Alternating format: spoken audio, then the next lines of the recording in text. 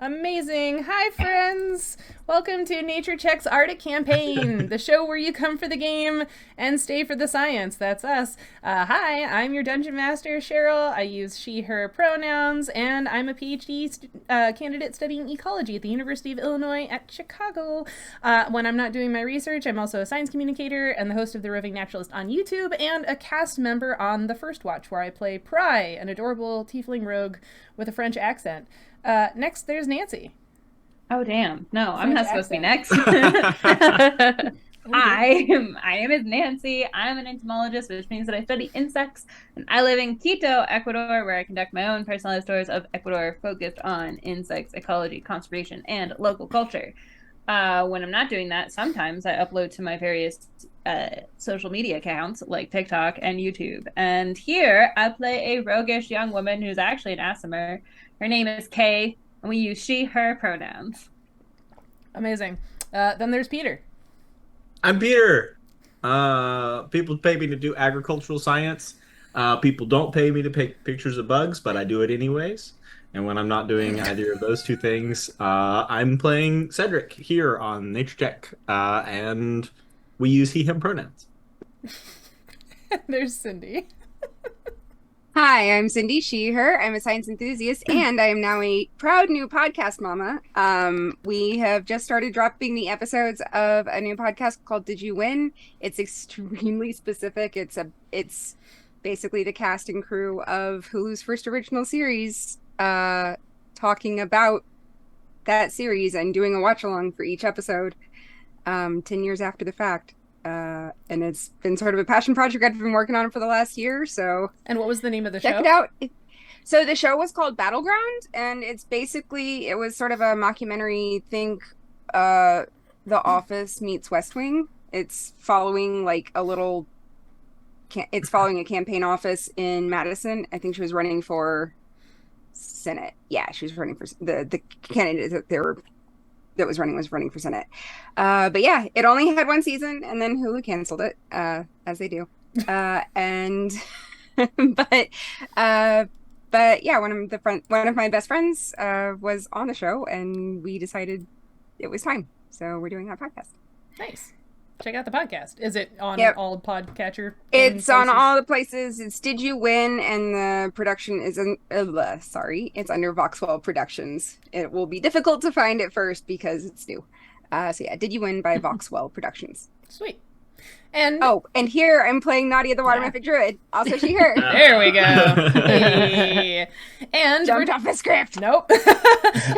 And returning to hang out with us for another week is our special guest, Kirsten.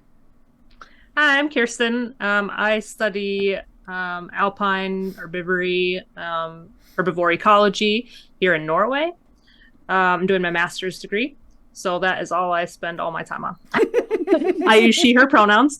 And in the show, I'm playing Bjarta, who is a Muskin ranger type who uses he, him pronouns. Mm-hmm. You all out there in the audience know that you can hang out with us in the Twitch chat. You can use your channel points to help the PCs or create chaos. They might need some help with their skill checks today. And you can check the reference section down below for the social media handles for the entire Nature Check cast, as well as a link to join our Discord and our updated streaming schedule as I update it quarterly. You also know that you can find the video recordings of our games on our YouTube channel. I promise I'm updating those. And the audio versions on all podcast platforms. Also working on updating those. With our announcements out of the way, let's roll that intro.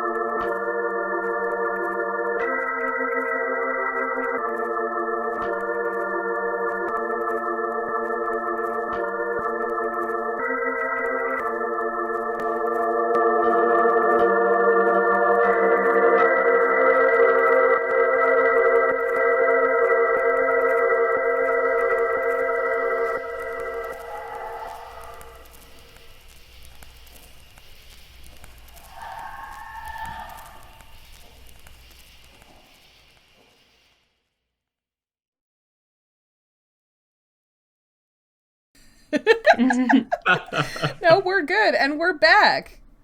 No, we're good, and we're back. Yes, Kirsten is the real MVP since she's streaming at 3 a.m. her time. It is true.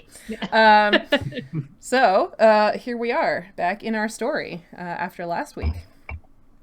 The tundra might be a cold and unfamiliar landscape for the three of you, but luckily you're pretty good at making friends. A few different Muskin, bipedal muskox people, have been happy to help you navigate the challenges of the tundra, with Bjarte taking on that job quite literally. It is now midday on what's going on.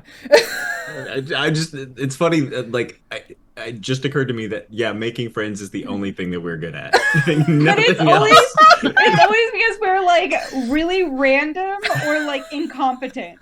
Yeah. Or both. Yeah, we're just There's, like like, helpless these puppies. These people are fucking weird and they're about to die. Oh god. It's true, and the guest player characters have saved you on multiple occasions. Yes. And killed us on one occasion. I mean, it is now midday on Hextum, the 17th day of Palaran, and you are on your second day of traveling with Bjarte. First, he saved you from an avalanche, then has helped you traverse the first part of the mountain range, headed toward the Cedric, where the next temple lies, and beyond there to Guomon, the enormous volcano. You have just finished traversing an ice field, acquiring a few bumps and scrapes along the way. What would you like to do now? Question every life decision that I've ever made to get me to this point. I feel like so many of our episodes start that way. I feel like maybe this is my inability to take good notes, but were those new names that we just learned? The Cedric and the Guomon. Yes. I'm not sure if Bjarte said them to you last time or not. I don't think so. They sound new to me too, if that makes me feel better. Yeah. But I'm also not good at note taking, so it's gonna I'm also super bad at names, just in general. Yeah. Would you spell both of those words for me? Because I have guessed. Sure. It's funny. Cedric is 2 words, S-E space S-E-R-E. I don't have my notes That up. is not remotely how I spelled it. And Guomon is G-W-O space M-O-N. They are both phrases from Haitian Creole. Nice. Oh. Cool. Mm-hmm. And what were those? That was the second one was a volcano? Yeah, the Guomon is the Guomon. volcano. I believe, if I remember correctly, Google Translate told me that was like tallest mountain or something. And the Cedric are the close sisters. Okay. Can you spell the name of the mountain again? Sorry. Guomon is G-W-O space M-O-N. Big mountain. Something like that. It's the super tall volcano. Which I know is a little odd because often volcanoes are not the tallest mountains around because, you know, they have a habit of, as we were talking about off-screen, exploding and whatnot. They are here in Ecuador. The tallest? Chimborazo, yeah, Chimborazo is I believe it's inactive at this point, but it is the closest point to the sun on Earth. Because the equator bulges out. Oh, It is not as tall as Everest, Yeah. but it is like the yeah. closest point to the sun, yeah. That's neat. I think that may be one that I've seen referenced in like sci-fi books involving space elevators Yeah, probably. for exactly that reason. That's so It's cool. like it's 20,548 feet. And that's in the Peak. that's in the Andes. Mm-hmm. Yeah, that's in Ecuador. Yeah, It's like okay. 5 hours from my house. Oh, You can climb it if you want. I have no intention of ever climbing it. I'm good. I don't. I like climbing high mountains. I've done a few 14ers in the Rockies, but like not that high when it's like dangerous. Eh. It's not that dangerous. People do it all the time. I mean, People also climb up Just Everest because and people do it all the K2 time and doesn't mean it's not dangerous. stay there. that is true. Read some driving traffic fatality statistics. That is true. Life is dangerous. Yeah. Life is dangerous, yeah. But they're saying all of this to stall so that they don't have to make decisions in game, where life is also dangerous. Right. I mean, mine was at least a science fact, so it is on brand. Yes, thank you for the science You're welcome. facts. I do like volcano science facts. What time of day is it? It's like midday. Midday. And yeah, Cedric, you've been picked up after falling and sliding on the ice. Oh, right. Yes, right. Yes, Yes. right. That explains my He ate yes. it. Your That lack of explains hit my points. HP. Yes. Yeah. He's like, I thought I slept. And then he face planted. Yeah. So I mean, I guess we're just keeping on, no? yeah. Yeah. Yeah, we Mhm. were. So we did manage to get across the ice field despite all kinds of tumbling and Yes. Yes. poor decision making. I'll meet you on the other side. But our routes, I'm just checking with everyone. Our route is to go and hi there. Is to hit the temple on the way, right? On the way Yes. toward the volcano. Uh-huh. Yes. So we are still carrying on our route there. Shh. Yep. That's our plan. It's not sophisticated, but it's the one we've got. Awesome. Bjarta doesn't know anything about sophistication, just getting from point A to point B That's all in you hopefully need. the safest way possible. Yep. So Bjarta, you know that the temple, again, what I said, you hadn't like been there or you hadn't been inside, but you know where it Right, is. I've never been there. I know Yeah. where it is. Yeah. So you know that the entrance to the temple is in the side of the ridge in between the Seiser. So you can navigate them that way. So give me another survival check to start things off. Rolling dice. It's like we're playing a game. I hope my my die has had a chance to think about what it did last week. And Everybody or just Bjarta? Just Bjarta for the moment. Okay. 17. 17. Awesome. Yeah. So you still feel confident in the heading that you're, like the basic direction that you're going to get you towards the Seiser. Also, like, you can see them in amongst all of the peaks. You're pretty familiar with this territory. You've been around for a while. However, you do know that in not too awfully long, as you all continue moving forward, you will have to make a decision. And I believe you, Kirsten, talked about this last time with us, that sometimes it can take a long time to get places while walking around in the mountains. So yeah, you and the people that you are leading will have to make a decision about which way you'd like to go around a mountain. Okay. Yeah. So, one side of the mountain is sort of like a broad, like, less steep slope. So it'll take you like 4-ish hours at the pace that you all are heading right now to get around it. But it's relatively safe. It's not super steep or anything. The other side of the mountain is quite a bit steeper, but that also means that it's a shorter journey, so it would only take you about 2 hours, so approximately half the time. However, that pass is home to snowflake oozes, so you would have to be more careful. And is there significant snowpack on this slope? Yeah, The steep so one. you've gotten into the higher mountains now, so there is snow on basically all of the surfaces, or most surfaces, Okay.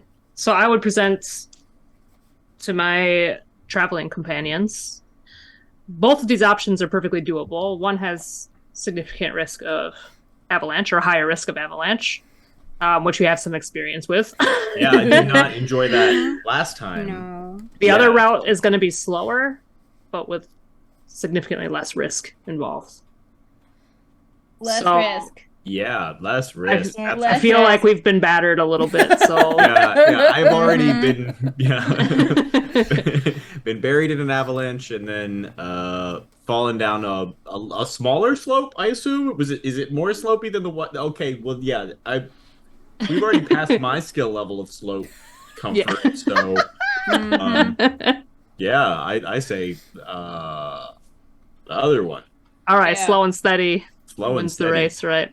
Okay. Slow So and I want to steady. start leading us in that direction. Yep. So in that case, you take the broad way around the mountain, avoiding the steeper section and the snowflake oozes, and you just sort of travel for like a good portion of the afternoon, getting towards evening. But you do make it around this large peak and continue on a little further, and I'm assuming eventually you'd like to find a nice, safe place for camping again. Yeah.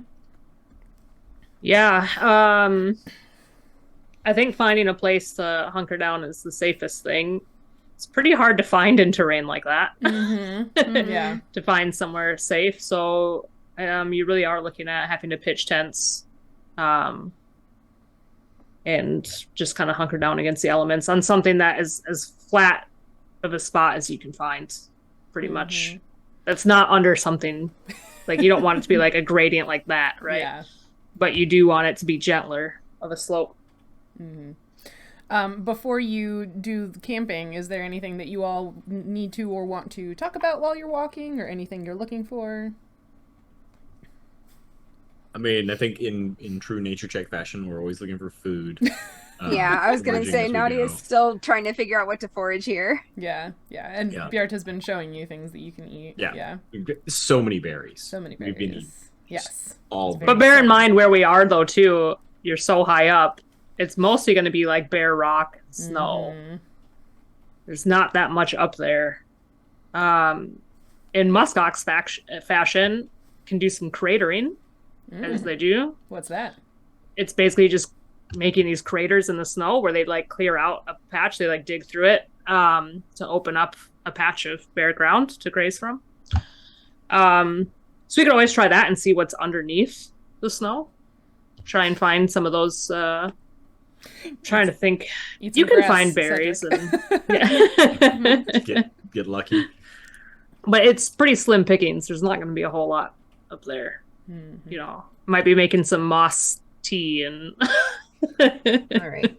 Well, if Nautia's on the hunt for berries sort of as we go, I have not done my good berries for the day, so let's see if this works any better. Since you're in a sparser environment, this is something you roll for, right? No, I roll to see how many berries. Right, yeah. So since you're in a sparser environment, you can roll and you'll find half of what you roll. Oh, okay. Well, if I can find another D4. I just had one in my hand. There you go. Thank you, Phytocracy. I'm glad that you love a volcano facts. Amazing. All right, so that's 5, so 2. 2? Yeah. All right. Awesome. But yeah, you find a few berries that aren't like, like late in the season, if you go out trying to find berries in like the late autumn, they're all like wrinkled and sun dried. Yes, you find 2 that aren't sun dried and cold and Amazing. So yeah, basically, as people are sort of looking for food, I will offer. I have 3 acorns and 2 good berries that will all feel like a full meal. You don't feel like they're filling, but they're not very satisfying. You know, because you don't do a lot pretty like your brain is like, I didn't eat. Yeah. So, like that's when you spend like the whole rest of the day just like putting pieces of grass in your mouth. Pretty much, yeah. I mean, like that's where Cedric's at right now. He's just got like a real long piece of grass sticking out of his mouth, just kind of chewing as we walk. Amazing. Yeah, I was gonna say hunting is a possibility, but that doesn't work for you, and we also don't have anything to make a fire. So yeah, and I assumed a lot of the muskin might be at least primarily herbivorous, although I know that there are lots of animals that we common knowledge think are herbivorous that will opportunistically consume meat. That's true. Yeah. Is there any evidence? Yeah. I mean, for a lot of herbivores, that's true. Yeah. I haven't found anything about that in my research so far with muskox. What about with reindeer? Because I know that like other cervids do like whitetail will. Yeah. Baby That's birds a good question. And stuff. Yeah. That's a really good question. You've never that's come also across not bones in a pile No, that's a really good question though. I'm curious. Especially because they do live in a habitat that's so tough in the winter, especially. That you would nitrogen and protein would be at a premium, right? And I have so much literature saved on reindeer diet that you would think that I would have seen it, but no, it's possible. I don't see why not. in theory. Yeah, I mean, the only paper I've ever read on whitetail, it's like they were like ornithologists that were like putting cameras up on bird nests, and then it was like, oh, incidentally, we found this. I feel like it'd be so hard to document that. You know what's wild though? I saw the aftermath of that at one of my field sites this summer. My assistant and I were out sampling, and all of a sudden we hear this commotion and turn and look, and there's a white-tailed buck running through the prairie with a red-winged blackbird male chasing him and like biting his haunches. And at first we were like, what in the... And then I went, oh, like pretty sure that buck had just eaten a baby blackbird. Oh, dang. Wow. So I have found something that reindeer will, or they've been seen, and there's no citations for this, right? So take it as you will, but that they have been seen raiding nests of Arctic birds, because a lot of birds up there, like where I work, we have a lot of ptarmigans. So like the ground nesting type birds. Sure. So that they will raid them. But that's interesting because that would be at the same time when there is food available. But I guess they're coming out of the lean months, so they might be wanting that extra protein, calcium. And I mean, even still, like a baby bird or an egg is a higher value food for the processing power than plants, right? So some ornithologists have suspected that reindeer in Siberia were depleting the swans. Really? Ooh, I wouldn't go after a swan if I were them. Oh, yeah. It doesn't seem like it's probably true, but it's a really funny story. But yeah, apparently they will opportunistically. Apparently they've been seen eating lemmings as well. What? Oh no! Yeah. Which I would not have expected, but I guess. Yeah. When you got those, lemmings go through these big population booms. Yeah, so it's kind of like when the cicadas all like emerge at once, kind of a thing. It's kind of like that. So you said the lemmings are really scrappy, though, right?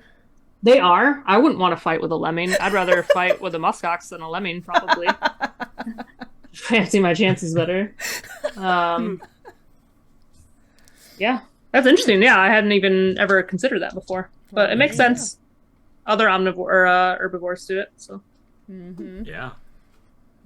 So yeah, I would assume muskox could probably do the same. Why not?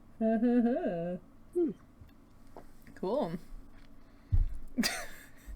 All right. Right. So, so you sort of forage your way and take the long, slow route, and eventually it gets close to evening. Hi, Teal!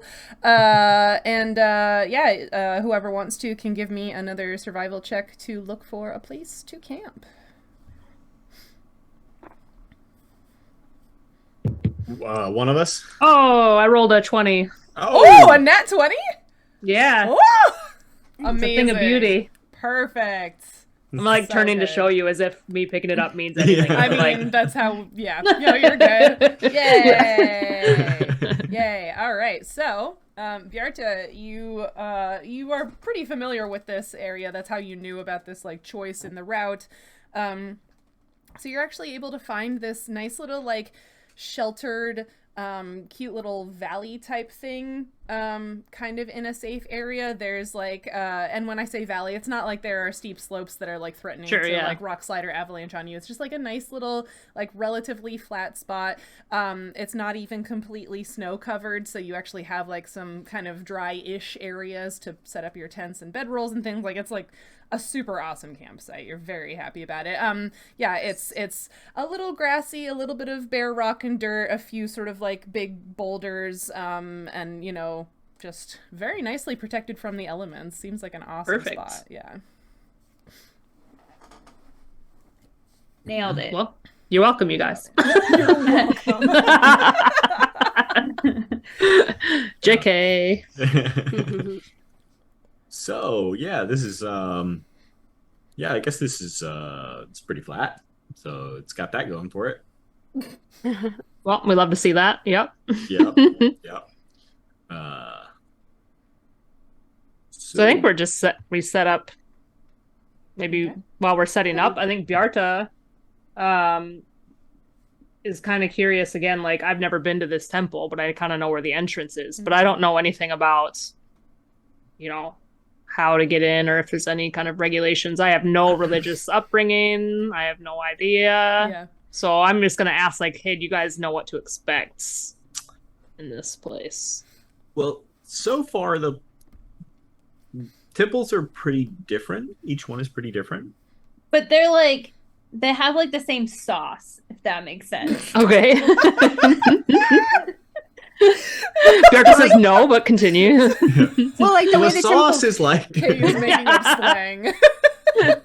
Like, you know, like they all look different, but you like, I don't know. It's like if you put ketchup on French fries or you put ketchup on rice. Like obviously rice and French fries are different, but ketchup is the same.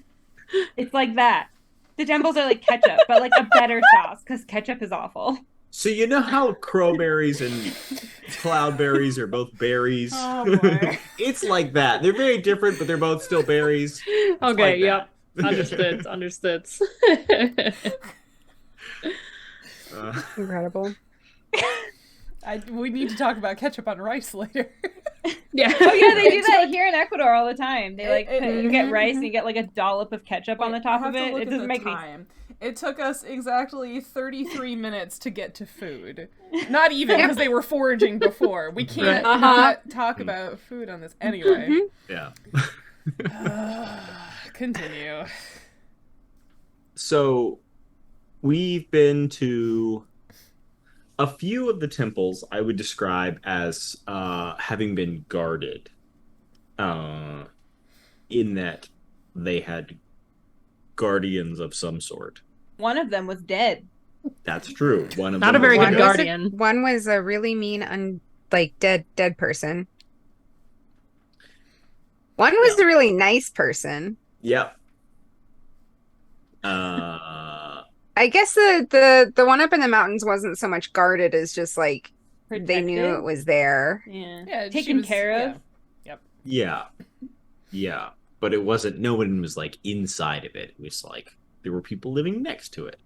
And then some of them are hidden. We've been And like to, abandoned for a long time. Yeah. Mhm. We've been to a couple that are underground. One underwater. Mhm. Mm, One in the Ooh. mountains. yeah. So I would say, now that I think about it, they generally have kind of a local theme, you know? Like Oh yeah, because they've got like the carvings inside that Mhm. look like the stuff around it. yeah, and they're like made out of local materials, you know. The water one wasn't like made out of water or anything like that, but like, you know. No, that would be crazy. Things made out of water. Yeah, I know, right? Can you imagine? Oh, Like a man. person? Yeah. No, I was just like, oh man, I should rewrite this temple right now and make it like the ice hotels. Mm. Oh yeah, that would be really That'd good. be really You mean cool. it's not that? It's I'm so not disappointed that now. because that's not I mean, permanent. It could be. Yeah. It's It could be magic magic. after it's all. magic. Yeah, it's true. That's true. Yeah. It's not an ice temple or an ice hotel. Though. So yeah. You don't but- have to be religious though. I'm not religious and I didn't get smoked. Okay, well that's good to know. It's reassuring. Well, Yeah. Kay's like a special situation where she's like blessed by the gods, probably. I think we I see. mentioned that earlier, but like, But I'm so- not. But I like didn't know of them, and I didn't know of my heritage, so I still feel like it doesn't count. No, it definitely still counts. You don't. Your knowledge, your lack of knowledge, situation does not trump whether or not the gods are like, yeah, she's cool. Okay, well the crab got in, and the crab got blessed, and that's definitely not religious. That's so true. Yes. You're still Also, I probably feel like fine. yeah. It's Obadiah and Ehlonna seem to be like real down with just kind of like whoever. So, anyways, the one thing that all these temples do have in common is they have a ceremony room where there's this giant symbol carved in the ground, and you can stand on these pillars. And some of the readings that we have found. Oh, look, a drawing nice. of the symbol. Kay pulls out her notebook and Perfect. shows you this. Yeah, better than taking clothes off in the Yeah. Yeah. And I have a tattoo of it. I was That's gonna why say it that was a relevant. weird comment unless you know about the tattoo. I think there's also an awkward moment there because Nautia has been sort of like shuffling with like her warm clothes to try to figure out how to pop her wings out. Yeah. So she's like, Okay. Right. yeah, that's the first weird comment I've made. Yeah, for sure. Yeah. Wouldn't want to do that. Mm. And in this room, it appears like there was a tradition where you could fill the carved shape with something and then stand on these pillars in the room and receive blessing and potentially communicate traditionally with what a fluffy friend. With Obihai and Ehlonna. And we've speculated another fluffy friend. Nina, you've shown up here. It's cat show and tell time. Yep. It's It's this like I would time. like to not be here.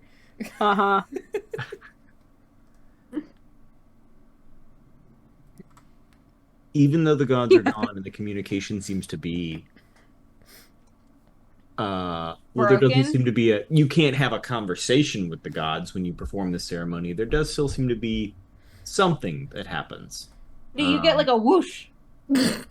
Okay. Yeah, it's like when you stand up real quick. Yeah, it's like that. I love that Peter's like trying really hard to describe. Yep. Or like Cedric, I guess Cedric's trying really hard to describe Yeah, like what it's like. No, It's a whoosh. Yeah, this is I feel like very much how it would go too. Oh, yeah. Cedric is like trying to be like clear and trying to be like respectful of the ceremony and everything like that. And Kay's just like, it's like a whoosh. Yeah. I'm the chosen one. I can call it what I want. Okay, yeah, you could call it what you want. It's more than just a whoosh, though, right? Like, Yeah, there's like it's a whoosh, sense. and then you get like, I don't know, you're like better, like stronger, like swim better or something. Yeah, some of our readings have kind of implied that there's a connection between what you fill the troughs with and like a blessing or something like that. Yeah, we You filled do it with feel like all good. these. Yeah, we filled it with like all these medicinal herbs, and then like I don't know, I felt like I was like flying high. Not Not like like an that under the kinda high. influence Oh, way yeah. either. I just felt like great. I was like, I can run like 10 miles. I got this, bro. Yeah, she didn't run 10 miles. I never She run said 10 she miles. thought she could, but she didn't do it. But I never said that I thought I could before then. I would have been like, I can run 0 miles. So We've That's seen a you lot. do that. I mean, you went negative miles on that ice, so you should I was moving pretty quick. I'll just point that out. backwards. Yeah, if I wanted to get to the bottom of that hill, you would have been really impressed. So, one of the things that kind of comes up whenever we come to one of these temples is what we fill the troughs with, because it We should doesn't. fill it with snow. There's a lot of that. That'll work, probably. Yep. What do you like? What is the kind of general convention for that? What have you been? Oh, we've tried a whole bunch of things. We tried fire and water and seaweed, sand, medicinal plants. It's all kind of been like what's around, but Yeah. like also have to do like different things. Do we have to? Did we try that? I don't remember if we tried that. We tried what? I don't remember if we specifically like established that we can't do the same thing twice. I think we did. I think we tried to do the same thing in the second temple that we did in the first temple. And Yeah. So you've tried water before, so wouldn't snow be? Cindy / Nadia, you're correct. Fletcher found some stuff in the temple, the teaching temple, as it were, that was basically like this whole explanation of the ceremony was like a single worshiper can't receive like the same boon twice, kind of thing. So Yeah. So, I don't think we've established whether or not snow is different from water, but I guess we can try it and find out. Yeah. We should way to probably make find a out. note of that. That's probably something Fletcher would want to know. Yeah. Oh yeah. Mm-hmm. But Yeah, won't know until we try. yeah. Mm-hmm. Unless Yeah, you can think of so, something yep. else. But there's like nothing else here.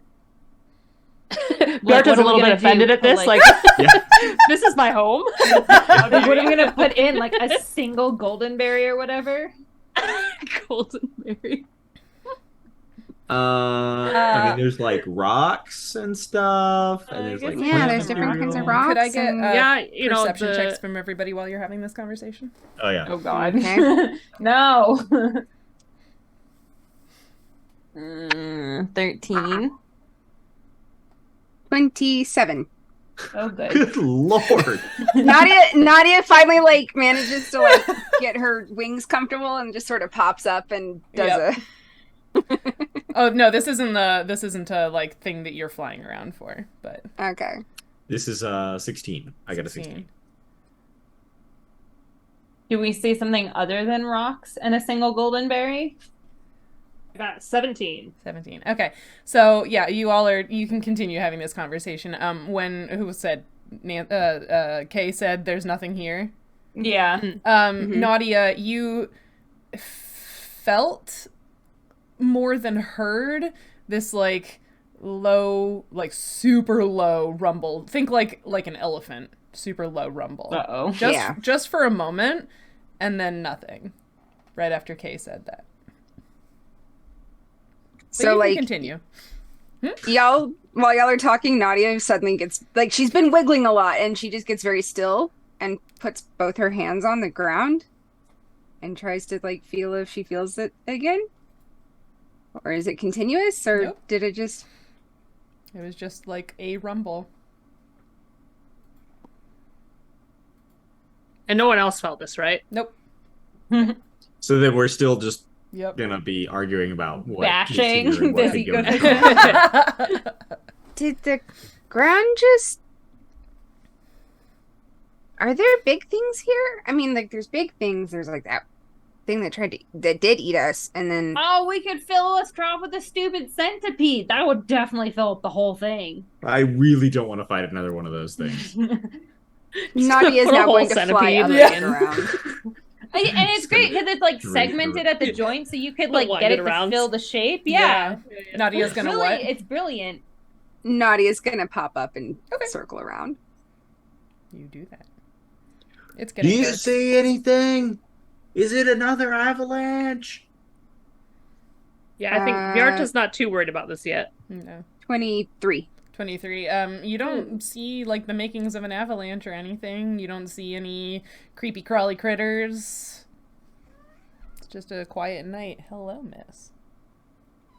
So talkative. Teeny tiny voice. Yep, you don't see anything. You just heard / felt, like I said, like the how low and sort of like hard to hear sometimes an elephant sound Right. is. It was that kind of thing. Oh, there's a kid. Okay. And Nadia's gonna sit back down and like just continue like keeping a hand on the ground.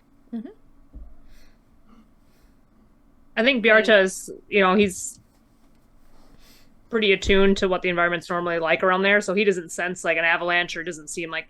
So I think he's put at ease by the fact that you're confirming that you didn't see any signs of an avalanche. So I think I probably put it out of mind as just an oddity. Kay's oblivious. She's still bashing the nothingness of the ecosystem. Yeah, Bjarta goes back to that conversation. Yeah. Okay, but you haven't seen the rainforest. Like Kay like pulls out her notebook and like shows like, look at this leaf is bigger than two of you put together. Do you see that out here? No, your shrub is like this big and makes a berry like that big, and there's only one of them. Being very rude to the person leading you through this wilderness. Yeah. Okay. Bjarta's having some second thoughts. Yeah. Yeah. Kay, you really did not like that jungle. She did not. Yeah. You said the same sort of thing about the jungle, only maybe Bjarta, the opposite don't because like take there was anything more Kay stuff. says at face value. She doesn't like anything outdoorsy. So Maybe I just don't like new things. Because every time I've gotten to a new place, I've hated it, but then it always somehow seems better than the next new place that we go to. So maybe I'll just hate the next new place more. yeah, I promise when we go to the next hot place, she won't like that. And then she'll be like, remember when we were in the cold place and it was so nice because there was all the snow everywhere and it was so cool and not sweaty. Yeah. Like inside the volcano. That'll be hot. Yeah, exactly. That's true. Yeah, then you'll be really missing this place without all the lava and magma, whatever those are. Well, I'm not there yet, so Yeah. I mean, here we've got crystal clear water. oh Yeah. yeah, that is Beautiful true. That is flowers nice. There were like everywhere. weird worm things in the rainforest water. Yeah. Here it's beautiful and clean. Lots of fish swimming through. You do have those big centipede worms, though. It's not all great. Yeah. Yeah, only now and then. Yeah. Yeah. And then someone had said earlier just rock as well, but I will say that, well, out of character for a moment where I work, it's the mountains have lots of quartz running through them. Ooh. So you just see like shining, glittery quartz. Sometimes it looks like snow until you get up to it. Nice. And you realize cool. it's actually just a giant quartz slab. Cool. And on that quartz, a lot of times you also have these bright green lichens and mosses and things. A+, beautiful. So there. So there. I feel like Cedric would have noticed that and pointed that out For sure. Right, yeah, Yes. as a. I really should have created a character whose knowledge overlapped more with my own. Rocks and stuff. Rocks and stuff. So I think Bjarto got into a little bit of a huff, Mm-hmm. and he says, "Well, he says what he loves about the tundra, all the beautiful things, and says, well, if you want to continue going through this horrible place that you hate so much, then I will see you in the morning. But if not, then I'll take off tomorrow." And I think he starts to like hunker down to get. He's a no nonsense guy, right? So I think he's. Hey, like just Cedric, just like, I think I made him mad. Yeah. Yeah, you said a lot of really mean things. Yeah. I think he really likes it here. Remember when Cedric insulted New Seychester? Like the first day he was there. Well, then he should understand where I'm coming from. If Yeah, anything, but he I should said be things empathetic. like, wow, your city has a lot of sex trafficking in it. Isn't it horrible? You were like, you got a bit out of shape about that. Like, my complaints were a lot more legitimate. Maybe I'm just bitter because I'm cold. Maybe it'll be better tomorrow morning. Sure, you could, like, apologize. You never apologized to me for New Seychester. I'm You sure could I did at some point. That doesn't sound true. I apologize all the time for things. Do you? Yeah. Mm-hmm. I think Bjarto at this point, he kind of rolls over a little bit. He's pretending like he's going to sleep, and I think from his mass amounts of what is probably never-ending wool type kits, pulls out a little like wool. We call them, I guess, in Norwegian. I don't really know what you'd call it in English, actually. Sittondelag. It's like a pelt or something that you use. It's not a full blanket size, but it's one that you used to put down on the rocks to sit down. Oh, like, yeah. around like a fire or something. A Right? sit-upon. Sitting mat. Yeah. I was gonna say yeah. sit upon. Yep. Yeah, that's From yeah. Girl Scouts. From Girl Scouts. Yep. That's the one. I only know the Norwegian phrase for that because I hadn't encountered it before. So I think he hands one to Kay, Mm-hmm. kind of wordlessly, and Aw. it's not entirely clear if it's like trying to like do the olive branch or if it's just please be quiet. But it's like a. But he hands it over because knows that she's cold, right? And then and rolls back over just without saying anything. Aww. Kay is like, she like takes it and she's like, thank you, and like curls up on it. And then she's like, I'm sorry, your home doesn't suck. It's really pretty. Bjarto says it's okay. I know it's tough if you're not used to it. And it sounds like you've been through a lot, so I understand. Thanks. She like rolls over and like now tries to be quiet. Aw. Are you all setting watches, or are you just sleeping and waking up again? Bjarta's snoring away already. Cool. Yeah, We I have think the we're taking our screaming cues lemming, from- right? You do have a screaming lemming. That is correct. That's true, yeah. Bika's on watch, you know. Okay. Yeah, so then you all Love go it. to sleep. Don't forget you can heal back a number of hit points equal to your class level while you sleep. Since some of you are injured. Yeah. Yeah, I guess I will burn some spell slots before bed to. How's everybody doing hit points wise? I'm I full. got, I I got a lot of think I magic healed- I can throw around. I healed back up fully because there was Yeah, a you stream. found a stream. Yeah, in the lower area. Yep. But to Okay, that end, yeah. I can also do some healing if anyone needs a little more. Oh, and you got 1 hit point from eating a good berry or an acorn. Oh yeah. A Okay, big how many? I think I'm full. You're good. Yeah, because you healed me to full, and I didn't fall down the mountain. So Oh Yeah, so how are you Okay. doing? Alright, yeah, It's yeah, all alright. for you. maybe you should Cedric. worry about yourself before you Put worry your about own others. oxygen mask on first. Use your own health potion. All right, I'm just over here just snorting healing spells, going to town. That is my best cure serious wounds roll that I have done this entire campaign. Heck yeah. Nice. Heal thyself. Yeah. So are you good? Oh yeah. I needed 7 and I got 21. Oh my so- god. Ah, That's a lot of serious wounds. Oh. Goodness. nice. Yeah. That would have been like a whole K. Yeah. Yeah, Like, no, why like, couldn't I roll literally. that in combat?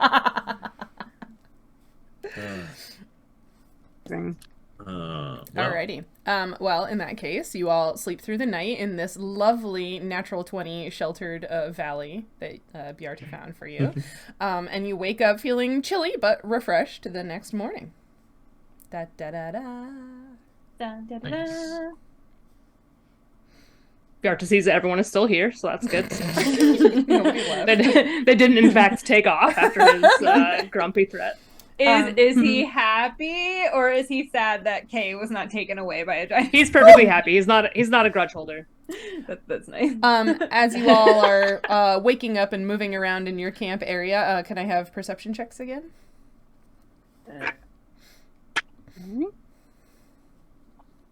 Nope, not for me. 21. What was that, 21? I am very tired and very cold, and I am changing dice. Okay. Cedric I'm is not a a morning one, though. person. Cedric is a He's morning up. person. He's up doing some stretches and gets a 26. Oh, all right. Well, Bjarta rolled a solid 6. Okay. From his old traumatic brain injuries. It's okay. He found us a cool place to stay. He did so find a cool place. it's Right, off the yeah. hook. Cedric and Nautia, you notice there's a big boulder missing. Like this little valley nook thing that you were in had some big boulders in it. One of them is gone. I am Cedric Rock Spirit.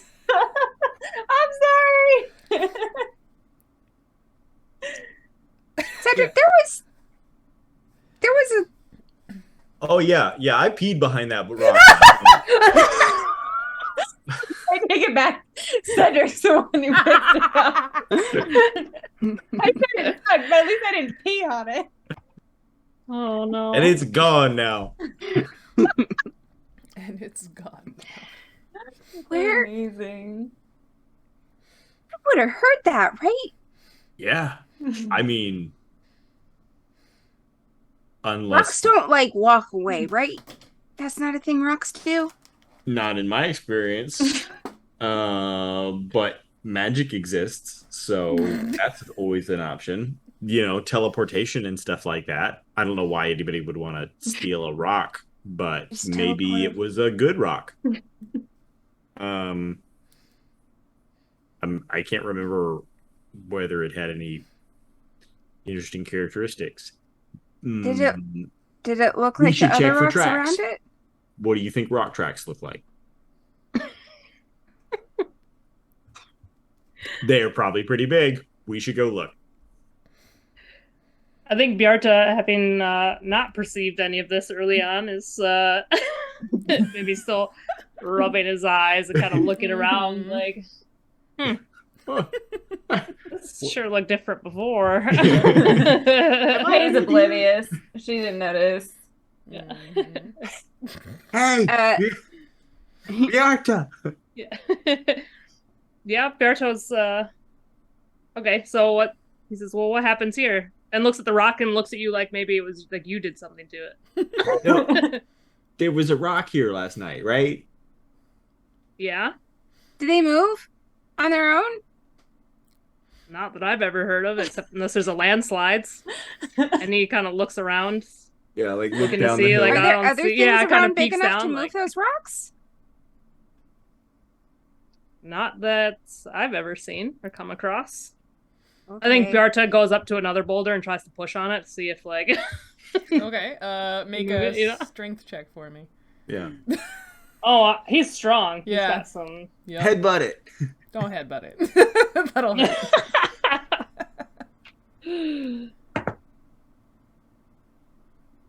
Okay, he rolled it. Let's see, I've got a 13, but then I get plus... I gotta find it on my sheet. Strength. Are there any tracks?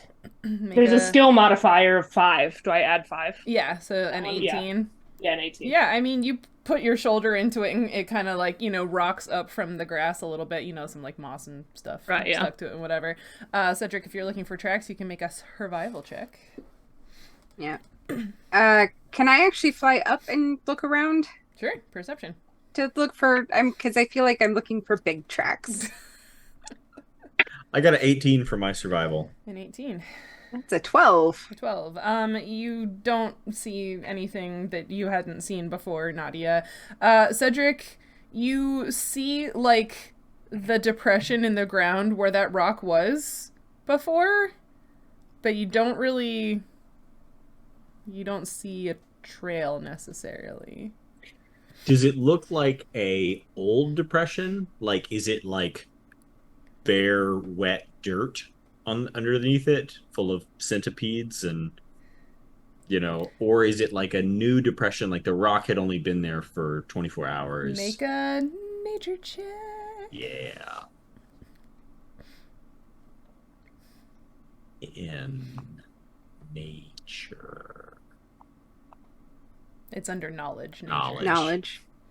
Yeah, that's every time. I got a big old 10. A big old tan. Aw. You know about rocks connected to other rocks, but like rocks on top of like dirt and stuff is a little different. Okay. Okay. What do you want me to give you for a 10? Yep. That was a disappointed K, not an angry K. Okay. That was a yep. I rolled a 10. Not our Okay. very own angry teenage K. Kay is not helping at all. She's just like squat with her like jacket pulled over her knees, like cold and a little. It's like I don't know why it matters, guys. Whether rock or no rock, can we just go?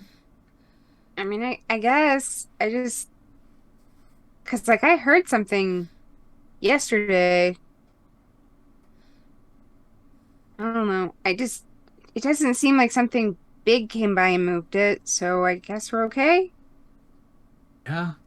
I think Bjarta finishes his, like, trying to move the boulder that he was, like, testing, and he kind of goes, well, well, I just assume that anything odd happening is down to you folk. That's a fair assumption, to be all honest. this odd stuff It really started happening. is. All this odd stuff started happening in my presence when you guys turned up. Yeah, we get that a lot. Yeah, seems. Yeah. So my inclination is to just get moving. If there's weird stuff happening, then I want to get on the move. I'm with Bjarta on this one. Yep. If it's something that you don't know about, I don't want to be near it. I don't want to know Not about here. it. Yeah. Bjarta and Kay have formed this unlikely alliance. Right?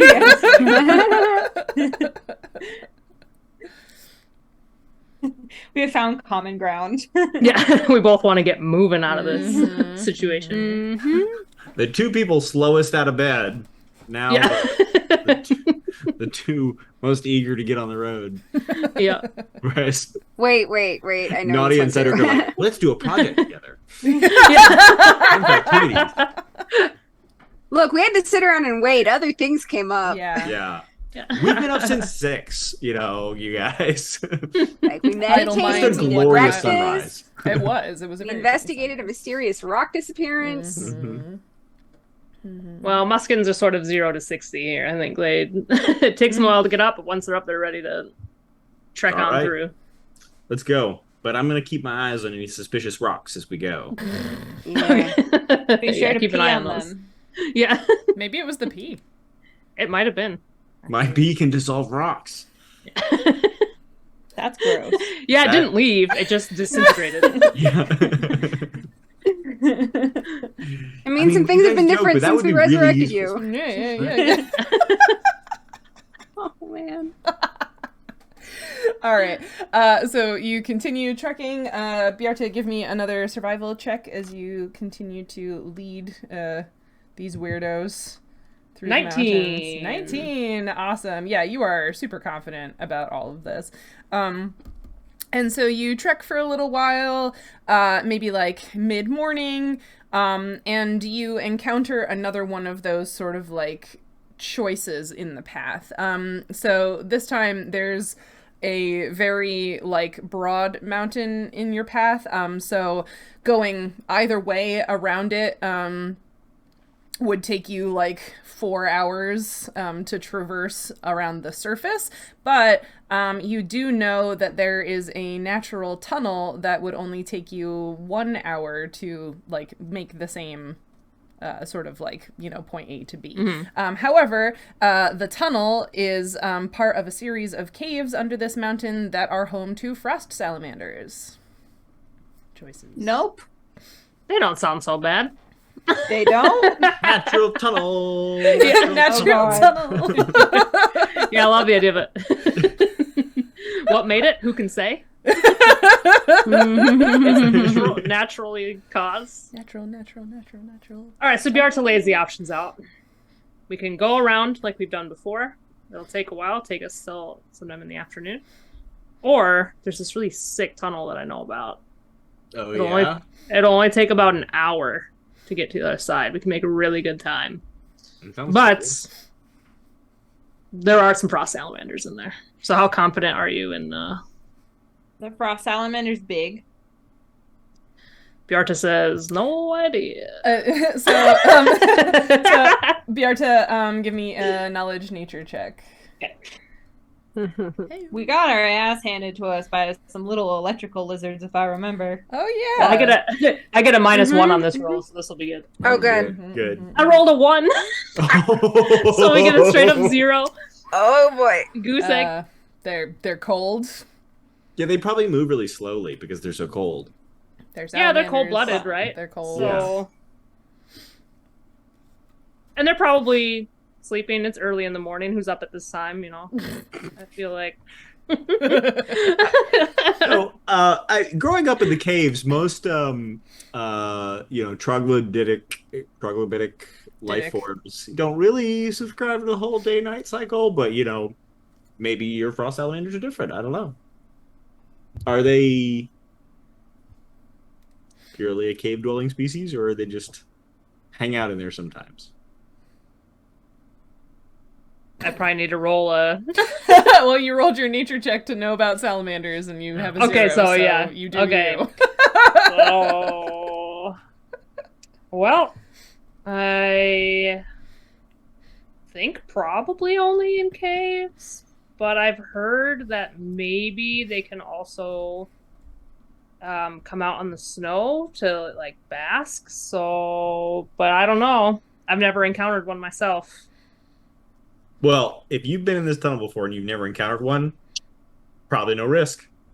That's what I'm saying. I say we go for it. Yeah. I like it. I Oh, that love a sounds good great. tunnel. Maybe I could tell you what created it. Hey, there we go. I always want to know more about the environment. So Sure, me too. I I love think it. we can investigate it and still save time. Definitely doing tunnel. Sounds great. Tunnel. Bjarta and Cedric vote tunnel. Yeah.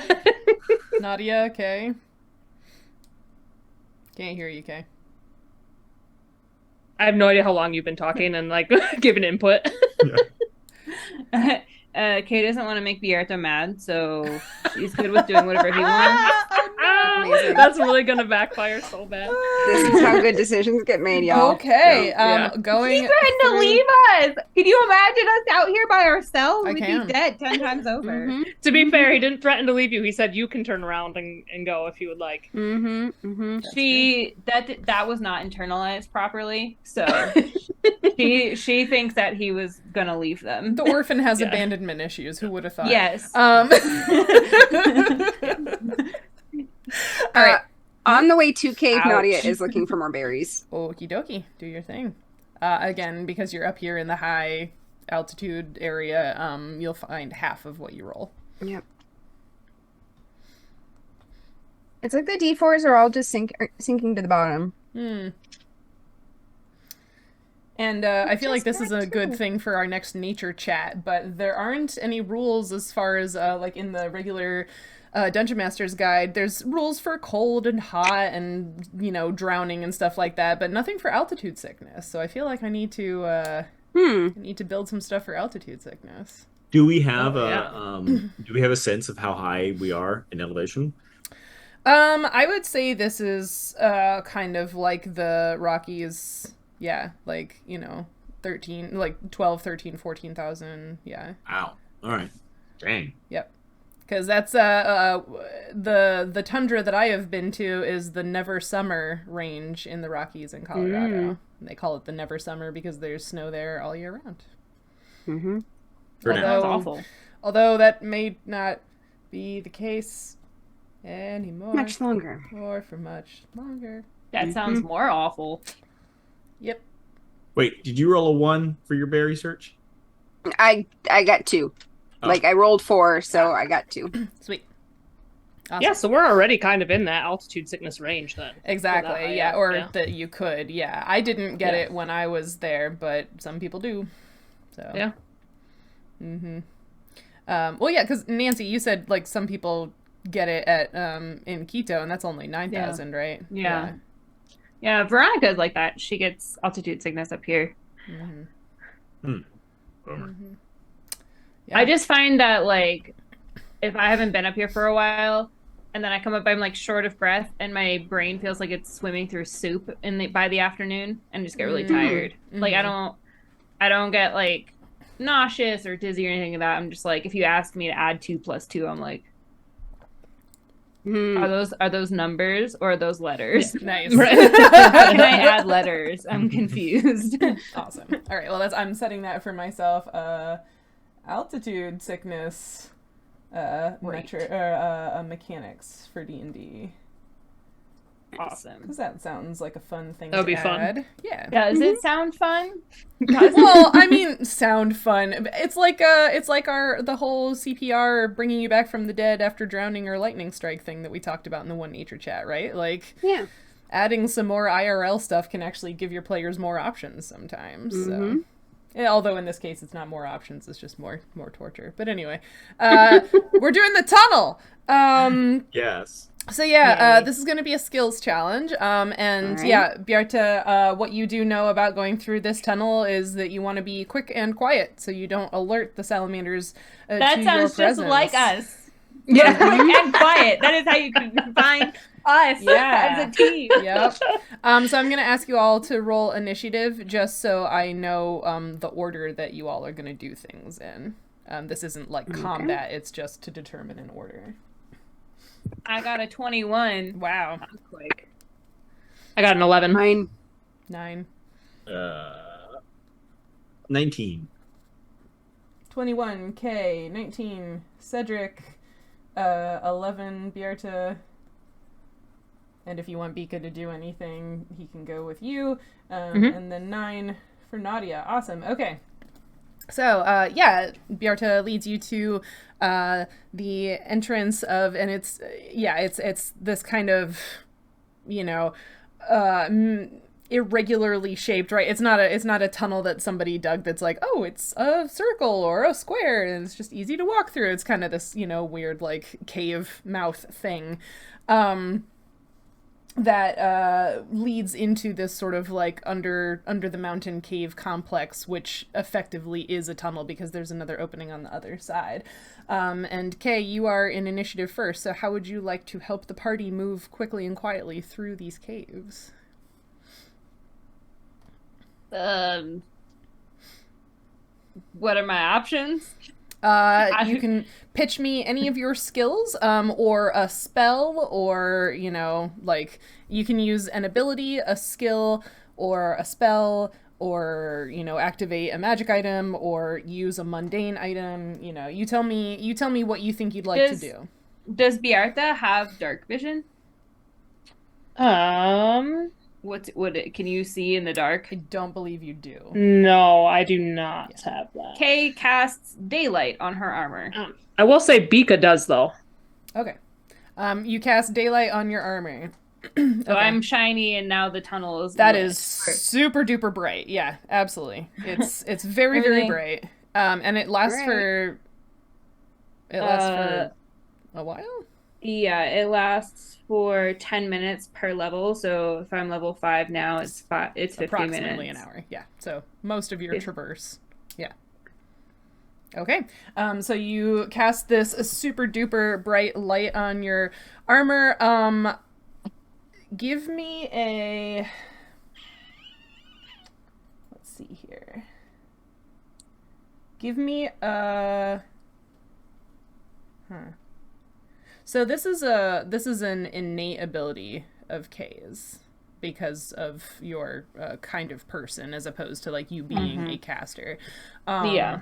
So give me an argument for which of your 6 ability scores, or really which of your 3 mental scores, intelligence, wisdom, or charisma, you think sort of like embodies your Aasimar heritage, that you would be like using that ability to cast this spell. Probably like charisma. Okay, give me a charisma check then for casting this. And using it to light your way. Okay. So, is this the first time you cast this spell? No.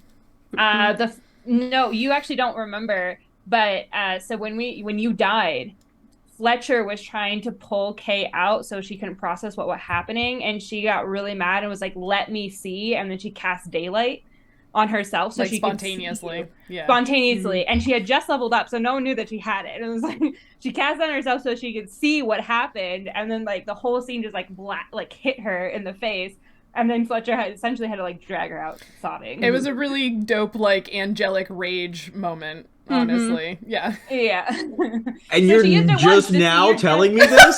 How has this not come up in the last You were dead. We try not to talk about your death. You bring up me being dead all the time, and this is the first time you brought up that me dying gave you magic powers. No, we bring up that we brought you back to life. We don't talk about the death process, because that was you talk about the death process a lot. Like last night when you were like, blah, blah, blah, blah, blah, drinking tea. I was asked specifically. I can't believe you were able to cast magic this whole time. Oh, well, not this whole time. I woke up one day and I felt bright energy from within, I guess. Cool. So you have, you would say magic that may be given to you by the gods, like the same way that I do?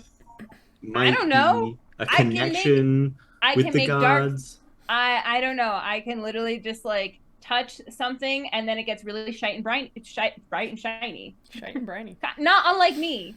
So how's that charisma check going? Oh, I got a 16. Okay. Thank you. I was interrupted. It's okay.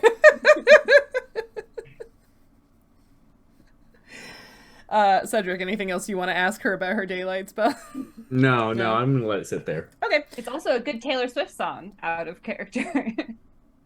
Cedric, it's your turn on this skills challenge. How would you like to help your crew get through these tunnels without being spotted by the salamanders? Oh, my number one priority is identifying how this tunnel was created, or any. I'm very interested in the stone realities of this tunnel. So this is a stone cunning check, I assume. Yes. Yep. Yes, it it. is. Yep. Just want stone cunning to pay off. I mean, yeah, that makes sense. Because these are irregular natural caverns and tunnels, like understanding the stonework and being able to point out places that might be less stable for your party is good to keep them from slipping and making noise. How's that roll? Yes. That was a 21. 21. Amazing. Alrighty, yeah, so you investigate, and yeah, this is, it's a lot of metamorphic rock, which it shouldn't be a huge surprise because, again, you're headed towards a volcano. So there's all kinds of, like, metamorphic rock, but also some volcanic rock mixed in. So yeah, these aren't necessarily caves that have a lot of, like stalactites and stalagmites and stuff, not like a lot of that sort of like limestoney formation. They're a lot sort of more bare and cut out.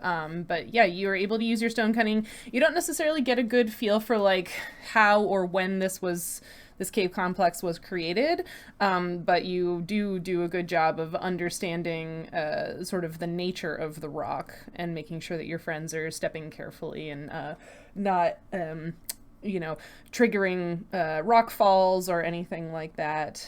I have an out of game question. Yes. Are these like kind of like lava tunnels? They're not lava tubes per se. Okay, maybe that's what. Yeah, this is. No. Yeah. Okay. Yeah. This is more like it's just sort of like a complex of caves. You don't know if this is like. It could have been created by digging, but it seems a little rough for that. It could have been like creatures digging as opposed to like people digging. It could have just sort of like happened because this is a magical world or whatever. But yeah, it's not like it's not like like somebody carved it like some of the other places you've been underground. Okay. Yeah, it seems to kind of follow along like maybe potentially weak spots in the. So I'm not sure whether something removed in between layers of the metamorphic rock, or could have been weathered away over time or something like that. But it seems to kind of follow the natural contours of the stone in the mountain. Not like it's been cut through like it would be if it was a dwarven mine. Obviously, I mean, look at this floor; it's super uneven. Even Mafak wouldn't have done a floor like this.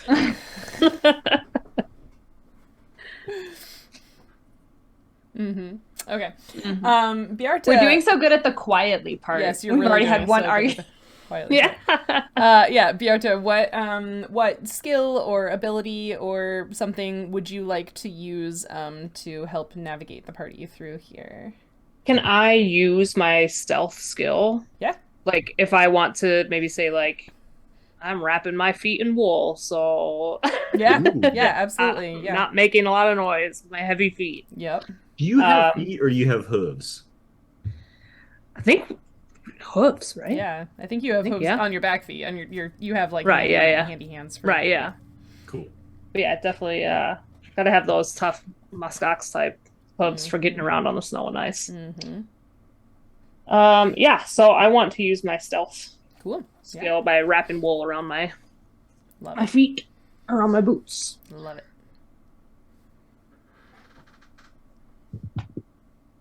18. Okay.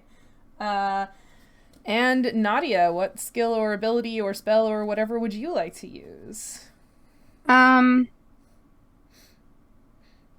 think Nautia is just really like keeping a lookout. Like she's just really trying to sort of watch ahead as much as she can, and then just she has no idea what she's looking for as far as these salamanders, but I think she's trying really hard to see if she can spot any sign of them. Amazing. Perception?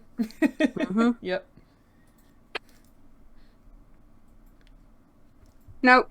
That's a natural one. Oh, Yikes. Oh no. I suggested we go around. No, you didn't. You said you didn't want to make You Bjarta said mad. in your brain that's what you thought, but you didn't want to anger Nancy me. said we So should go around. You didn't say it out loud though. Mm-hmm. Okay. Agreed. Begrudgingly. Oh my goodness. Okay, so Nautia, you are like, yeah, I think I think when Cedric mentions dwarven tunnels, you get like a unpleasant flashback, perhaps. Yeah. Yeah, and it distracts you a bit. So you wind up tripping on some uneven rock, and you take 3 bludgeoning damage. Ow. Yeah, which isn't great, but on the whole, y'all rolled some amazingly high checks, and so you don't ever see or are seen or heard by the salamanders, and you make it out relatively unscathed, except for Nadia's boo-boo. All right. She stubbed her toe Yeah. while flying. Real hard. Yeah. Well, Told she you those probably guys were couldn't nothing to fly worry in about. there, but yeah. No, that Yeah. was great. Man, my skills challenge wasn't super challenging. Anyway, nice job. You made it through the tunnel, saved some time, and you are able to continue on. Make another survival check for me, Bjarta, now that you're out the other side. 15. 15. Okay. Yeah, so it takes you maybe a second to sort of reorient yourself now that you're out the other side of this cave complex, because again, it's not like a straight line. But yeah, you continue on, and eventually in the afternoon, you do make it to the Césaire. So, friends, Bjarta leads you to the ridge between a pair of mountain peaks that look almost identical.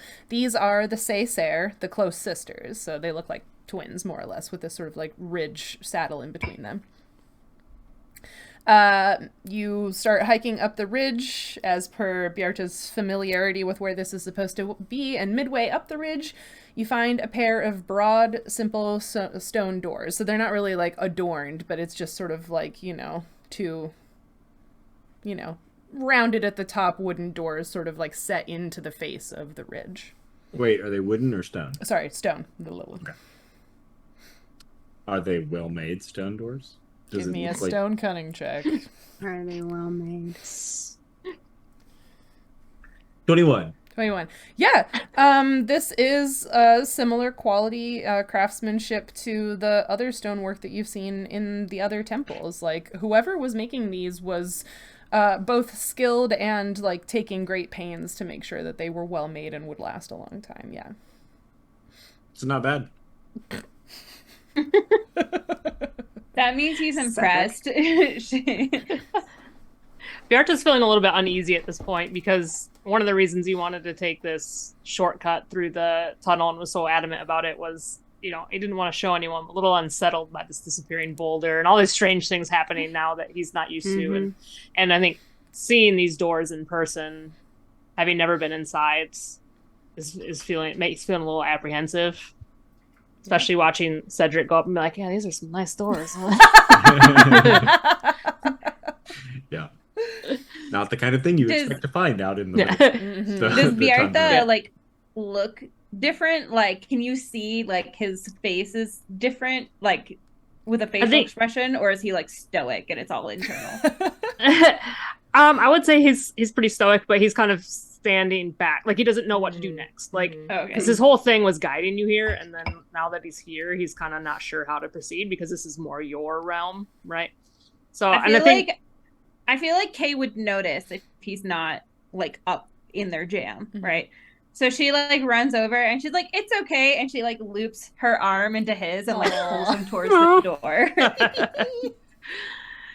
Yeah, I think Bjarta is happy to be accompanied to, because he does want to see what's inside, right? So but he's never been in there before, so I think he allows himself to be led. I feel like she's so small compared to him. Yeah. I know. I'm kind of picturing like you're almost at like chest height maybe or something. Yeah. It's like... It's like a child and an adult. Yeah. holding hands. Yeah. Yeah. Right, yeah. Because he's like 8 feet. Is that right? Yeah. 8 feet, Yeah. I think we Good decided. lord. Yeah. Yeah, Kay's like It's a big boy. 5'2" or something like Yeah. that. Yeah. A very average height. Yeah. The earth shakes when you walk. Mm-hmm. That's why I had to wear the wool around my boots and around my hooves. Get your Uggs on. Oh, you had to ruin it.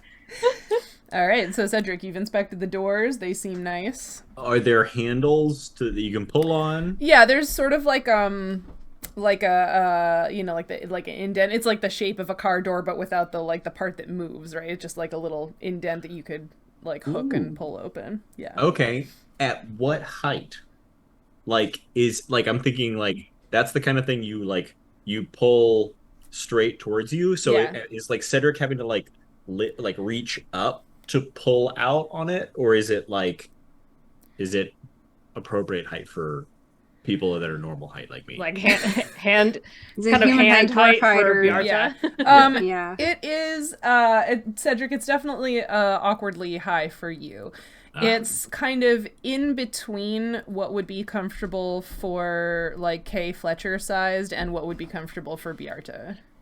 Yeah. Oh, okay. Good. It just Kay Construction- tugs on the door. implies a lot of things about the people Yeah. who make their. You asked, is Bjarta officially a large creature? I don't believe so. Did we say We large? did make him a large Yeah, creature, okay, yeah, he is large. Yeah, so he Good takes lord, up wow. 10-foot space, 10-foot reach. Yeah. Wow. So I don't remember if we said this last time. Yes, he is big. But Like Hagrid. yeah, yes. But these the Muskin were inspired by Yak folk, but I didn't actually like any of the Yak folk stats or mythology or whatever.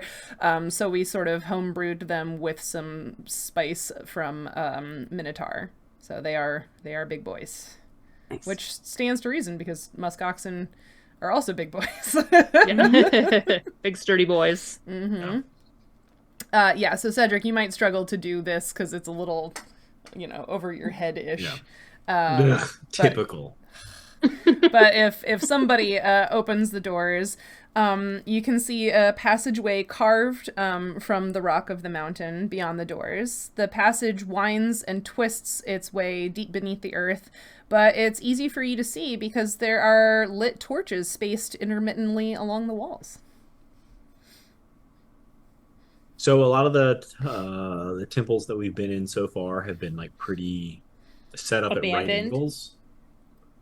When you say this is twisty, is it a more flowing design? Yes. And give me another stone cutting check since you're asking construction questions. You wanted it to be useful today. Here it is. What? Are you unhappy? 12. So you're right that a lot of them were built very right angles, but also a lot of them were very sort of they were below the surface, but not that much. This one, you can't see the end of the tunnel from where you're standing at the doors. A lot of the other ones you kind of could. So it looks like, perhaps as someone who lived underground, that sometimes making straight lines is hard because you encounter different textures of rock. And so it looks like this one might be a little more organically shaped to go with the path of least resistance carved into the rock, as opposed to just making everything super aesthetically, straight lined or whatever. Cool. Yeah. So. Well, Bjarta says it's your turn to be the guides because I've never been inside and you've been in more temples than me. So, and I'm keeping the K right here on my arm. Kay Fair just enough. keeps going. I mean, it's lit. Yeah. Yeah. That's our standard is keep the rogue in the back.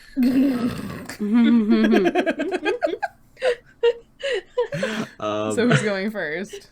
I'll go first. Okay. And since it is stone, Mhm. I will be checking for traps. Okay. Yeah. And this tunnel is absolutely big enough for Bjarto to walk comfortably, so that also means that, like, Nautia, you could be next to Cedric if you wanted. Like, this is easily big enough for two Muskin to go side by side, so it's spacious. Okay. Yeah. So Kay and Cedric, because you're actively looking for traps, there are several spots along the tunnel where you notice something that may have been a trap at some point, like you encountered in the other temples, things to sort of like keep out people who weren't supposed to be in there. But all of these appear to have been disabled, so you don't have trap problems. Look it, they're friendly. Yeah. At the end of the passage, so after, a minute or two of walking, you emerge into a common room, much like the one you saw in the temple near the Raptorian village. So it's, like a big sort of like central room with some doorways off of it, with a few sparse pieces of furniture, although these are much less well taken care of than the ones at the Raptorian temple. There are a handful of Muskin people in this room. They appear to be tidying up and working on repairing various things in the temple. And I think that reveal is a great moment for us to take our midway break. Peter's like, no, I want to talk to them. That's okay. We'll talk to them in a moment. Oh, spoopy. I hope it's not spoopy. It's all lit and everything. Sometimes they come in and it's pitch dark in there. It still is underground. That's true. Yeah. Torchlight.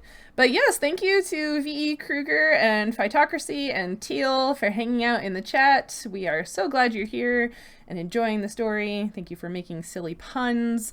But yeah, we're going to take our midway quickie break to get drinks and snacks and, pet cats and do whatever else. So we'll be back in a few minutes, but we'll see you soon. Bye. It's going to be a whole thing. Should we turn this stream I into... just want to get through Mexico week, how upset we are about the Great British Bake Off. Hi, friends. We're back. Thank you, Andrew, for subscribing for 16 months. Subscribing through killing Cedric. Can someone in the chat type out how they pronounce the word guacamole on the show? Because it was very funny. Okay. Man... It was just our Zoom chat is staying open after we're done, and someone's going to explain to me what happened. It was a whole thing. Yeah, it was. It's a 20-minute conversation of the Mexican week. Great British Bake Off. I'm just back from Mexico, actually, and you did this all wrong. Yeah. Oh my god, so bad. It's like apparently Paul Hollywood doesn't know everything.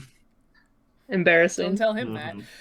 Anyway, here we are, back again. Hello. The show where we trash other shows that are much bigger and make more money than we do. Anyway.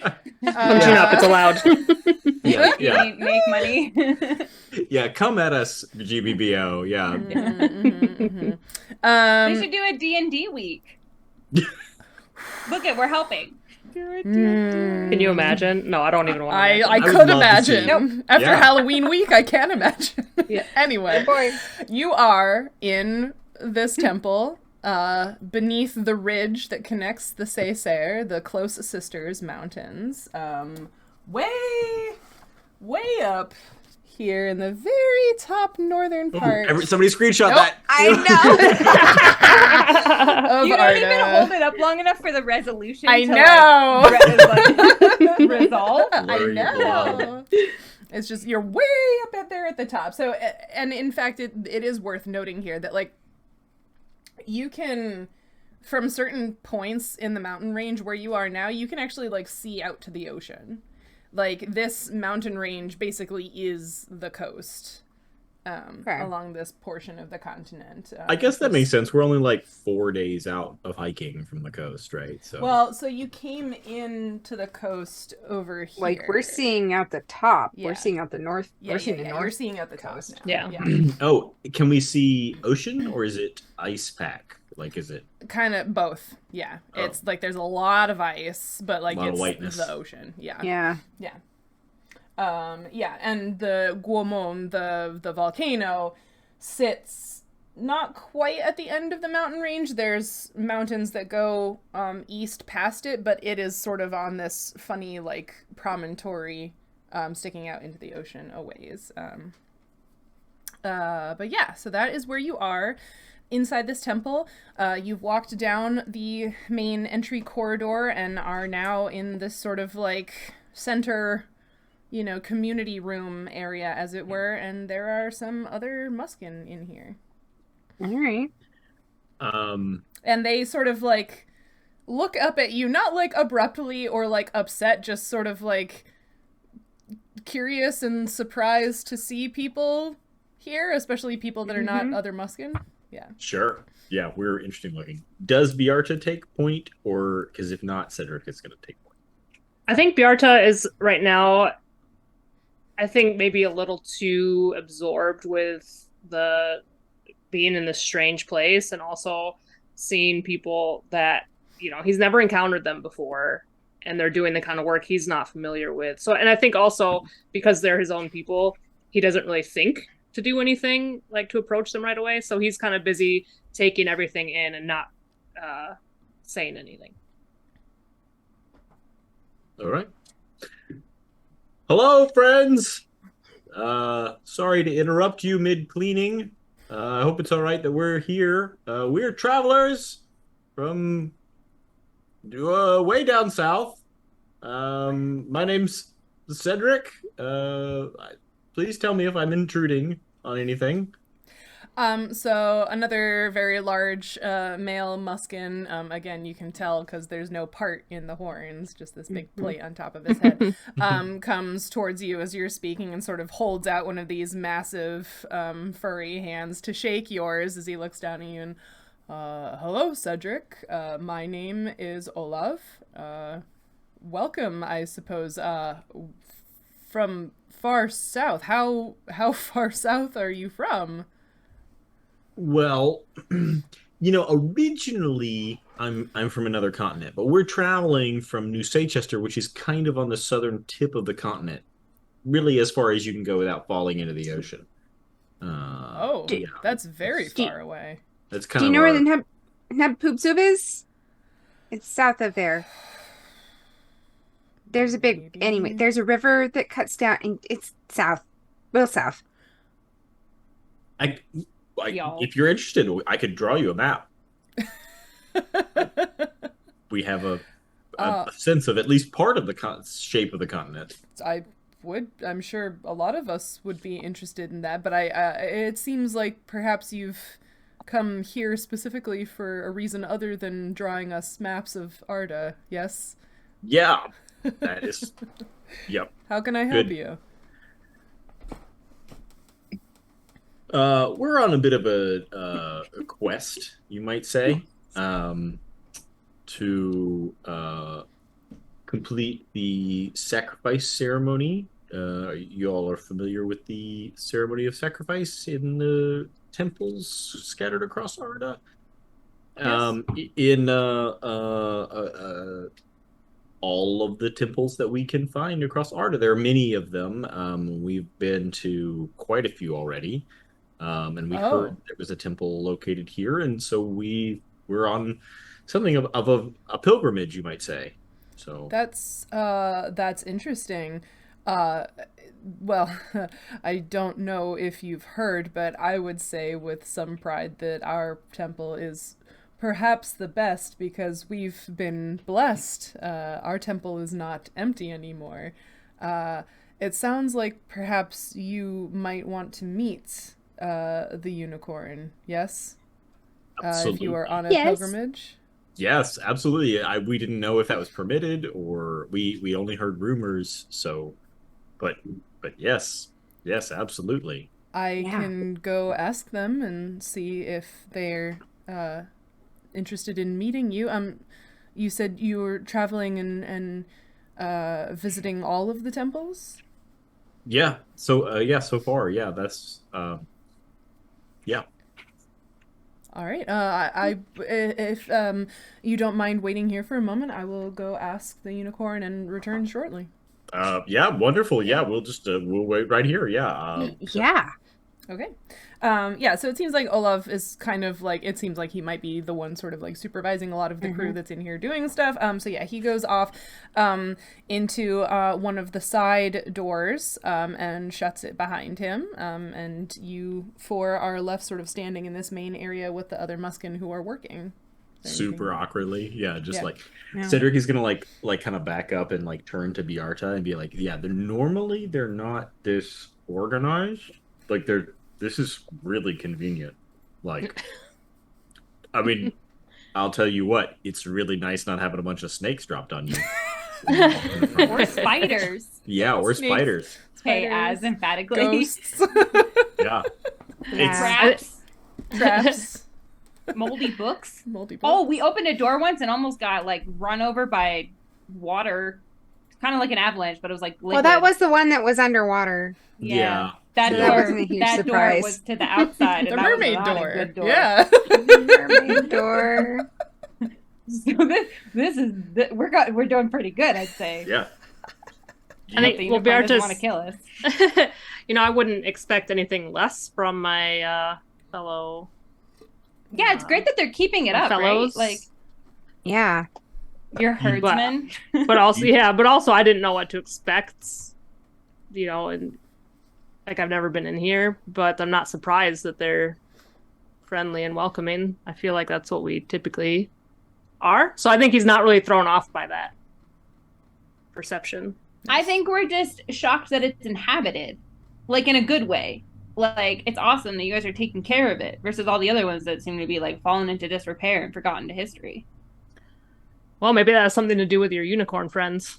Yeah, That maybe. has, I mean, Yeah. Maybe. Turned I've up. never met a unicorn, so I can't say it's my friend or not. I hope I'm its friend. I don't want to be the enemy of a unicorn, that's for sure. Yeah. Oh yeah. No, I'm sure you and the unicorn will get along fine, Kay. You're both like connected to the gods, so it'll probably be fine. Do you know Olaf? Am I No, Yeah. I have Muskins never- know each other. Don't be rude. I mean So no, I mean, we don't really spend a lot of time in big groups. Usually it's just people that I pass by that I encounter, and if they spend a lot of time in here, then I would never have seen them. I only know the people I've encountered out on the tundra. yeah, I guess I don't think now that we're talking about it, I don't think we ever asked you if you knew Tunya and her family group. You had, you Did had I? met them before. Yeah, a Okay. woman. Oh, that's right. a Yeah. woman, her adult daughter, and their 3 collective kids. Yeah. Yeah, we go way back. Mm. Yeah. They were incredibly hospitable when we encountered them first. So Mm-hmm. Yeah. Garta feels very proud that the Muskin have given such a positive impression. Yeah. yeah. They're Yeah, nice we- people. We've encountered a lot of really amazing peoples across Arda, Yeah, I can imagine. but the Muskin have been very, very hospitable. Yeah, I'm glad to hear it. Yeah, look at it. Look at these sick threads they gave us. Yeah, they gave us all this fun stuff. The latest Muskin fashion.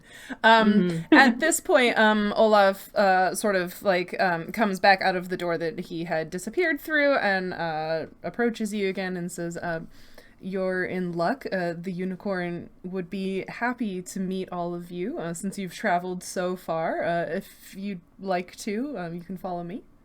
She's like, wait, I don't want to be stupid in front of the unicorn. Does the unicorn talk? Yes. Does Oh. it have a name?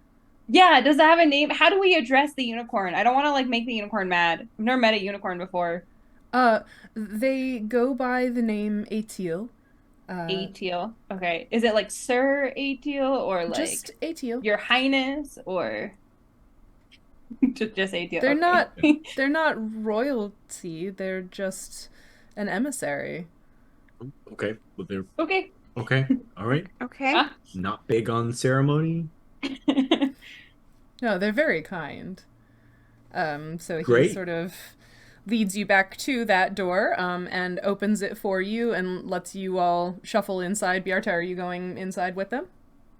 You want to meet Yeah. the Kay's like unicorn? still Yeah. attached to Biarta, I feel all right, like. yeah. Yeah. So we're gonna go in, and I'm thinking, there's no like budding of horns or anything that I need to be aware of. Awesome. Yeah, and then Olav sort of quietly shuts the door behind you, so you are now in this room, kind of like a medium-sized room. It has a bit of the flavor of the Grassland Temple. There was a room that looked like it had maybe once belonged to a spellcaster or an alchemist of some kind. Remember, there was like a cauldron and a stove and like shelves and things like that. So this room has kind of a similar feel to it, a similar aesthetic. There are shelves sort of cut out of the stone of the walls that have some ancient dusty glassware and strange arcane metal devices on them. There's to one side a stone basin on a pedestal. Think like the oh my god, I just lost the word for it. The thing in Harry Potter that Dumbledore like puts memories in that basin in the movies. The pensieve. Thank you. Yeah. So like the way they portray it in the movies where it's like this big stone pedestal that comes up into a bowl. So there's one of those off to the side, but the basin is empty. There's no like fluid or anything in there. And then there's this sort of big stone platform table thing, like think like ye olde stone lab bench. So it's not like super high off the ground, but like a lab bench workable height. And on it there is laying what is to Kay a familiar figure because you saw it in your dream. This large unicorn. So a horse body with sort of like thicker, a little coarse white hair. It looks like maybe it's got nice thick hair to keep it warm up here in the tundra. And this sort of like cool, like tightly twisted, long, shiny black horn coming off of its forehead. And it was sort of like, just laying on this stone table platform thing, but when you enter, it sort of like gets to its feet down on the floor in front of you, and sort of like nods its head a little bit as you come in. Kay nods her head back, like respectfully. Yeah. I think Bjarta's instinct is to see someone lower their head like that and he's ready to go in, but he won't. Kay like tightens her grip on his arm and like pets his arm. Like, yeah, Cedric is gonna go down on one knee and kind of bow. Kay doesn't go that far. Okay. She's like, Nautia will split the difference. We're so good at this.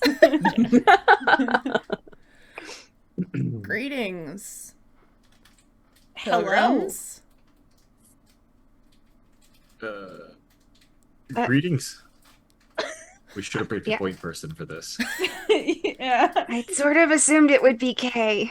Oh, okay. No need to feel wary, friends. You are safe here in the Temple of Ehlonna, Nobadai. Welcome. My name is Atil, an emissary of Ehlonna, as you may already know if you have been visiting the temples across the continent. Yeah, but none of the other ones have anything people related in them. We have like there's people who take care of them, and then there was a ghost in one, and there was like snakes and spiders in another. But this is the only one that's been like kept up. And you're like, there's like a messenger in one. This is amazing. Yes, I'm very pleased and humbled by the care that the Muskin have taken since my arrival to make sure that this temple is a welcoming space for everyone who journeys here. When I was sent to Earth, this is where I happened to land, and so this is the temple where I've taken up residence. But wait, when were you sent to Earth? Not too awfully long ago, but we are hoping that if we start here, we can sort of spread to reach the other temples across the continent and to do good by all of the other people who live here while our gods are away. Where were you sent from? From Ehlonna herself. I am her emissary. The unicorn is her symbol. So the gods are still out there? Oh, yes, they are. Are they like okay? Are you okay? I mean, you seem okay, but like I don't want to assume. Maybe you're not okay. I would like to think I'm okay. I'm certainly well, if that's what you mean. And yes, That is what I meant. Ehlonna and Obadai and the other gods are well, as far as I know. I hear from, or am linked to Ehlonna is perhaps a better way of explaining it. And so I know that they are well for the moment, but they are just not able to be here. We have so many questions. So, I can tell. I think Cedric has more questions. I think I'm overwhelmed. I need some time to process. Yeah, like, okay, first off, like, why can't the gods be here? Like, what caused the loss? Like, why are the gods gone? Sorry, I'm reading my notes. I just like, when there's like a wall of text and all of a sudden your brain's like, I'm not processing any of this. Yeah. Kind of the fundamental question of our whole campaign. Right, but sure, yeah. If you don't have it on the top of your head, sure, yeah. Sorry, you asked...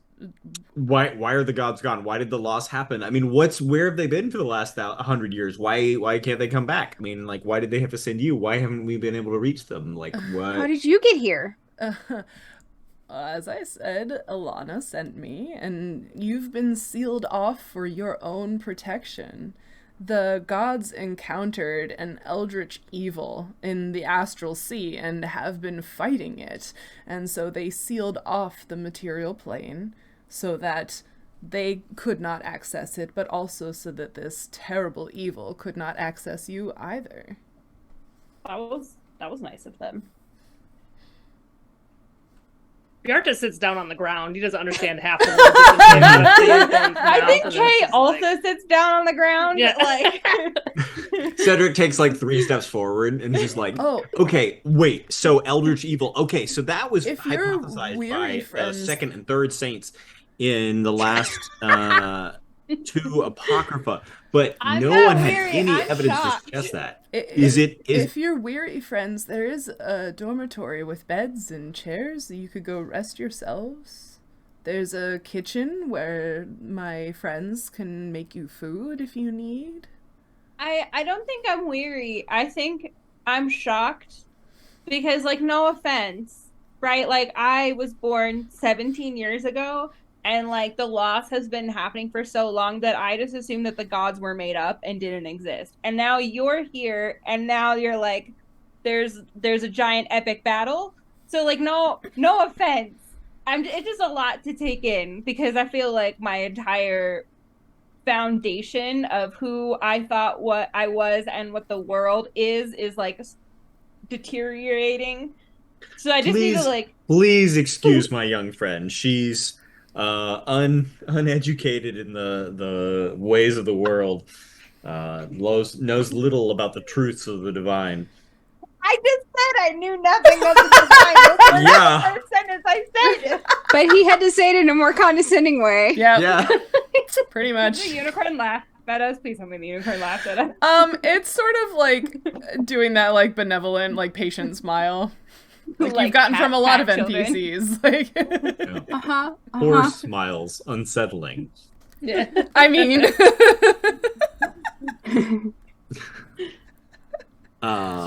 is it one of the established evils? One of the eldritch evils? Is it from a plane that we've previously encountered, or is this a new plane? This is something new. I'm not familiar with the details. I'm not fighting it, as you can see. I'm a manifestation of Ehlonna's energy, her care for all of her children here on Arda in the material plane. And so I am here primarily to take care of everyone here.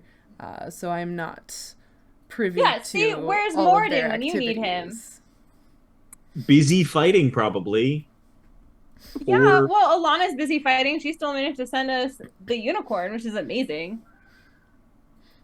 What about I the assume other Morden's planes? probably being, used to build weapons for gods to battle this Eldritch evil. I mean, if anybody's building weapons, it's going to be Moradin. He's very good at it. Also armor. Shield. Nautia, you asked, what about the other planes? Yeah. So Teal hears your question and turns and says, I'm sorry, little friend. I'm not aware of what may be happening otherwise. As I said, I'm a manifestation of Ehlonna's energy, so I'm not... it's difficult to explain, but I would assume you're all familiar with magic, so I'm not my own entity in the same way others are.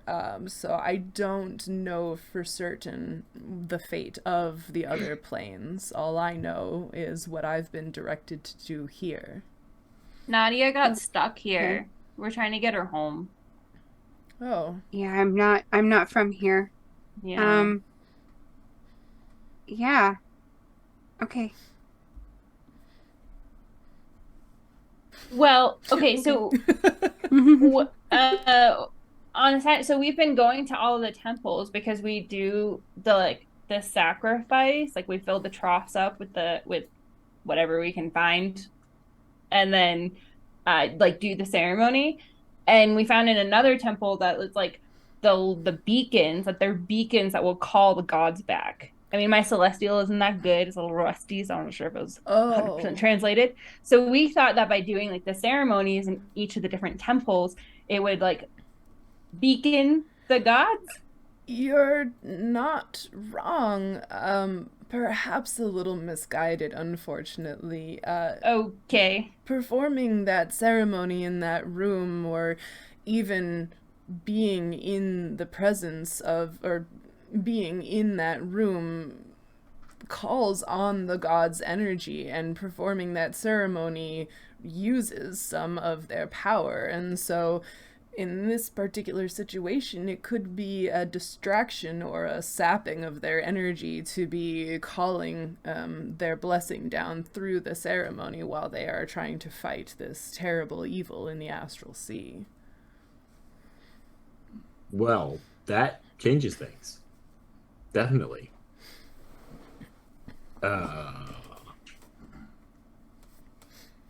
Yeah.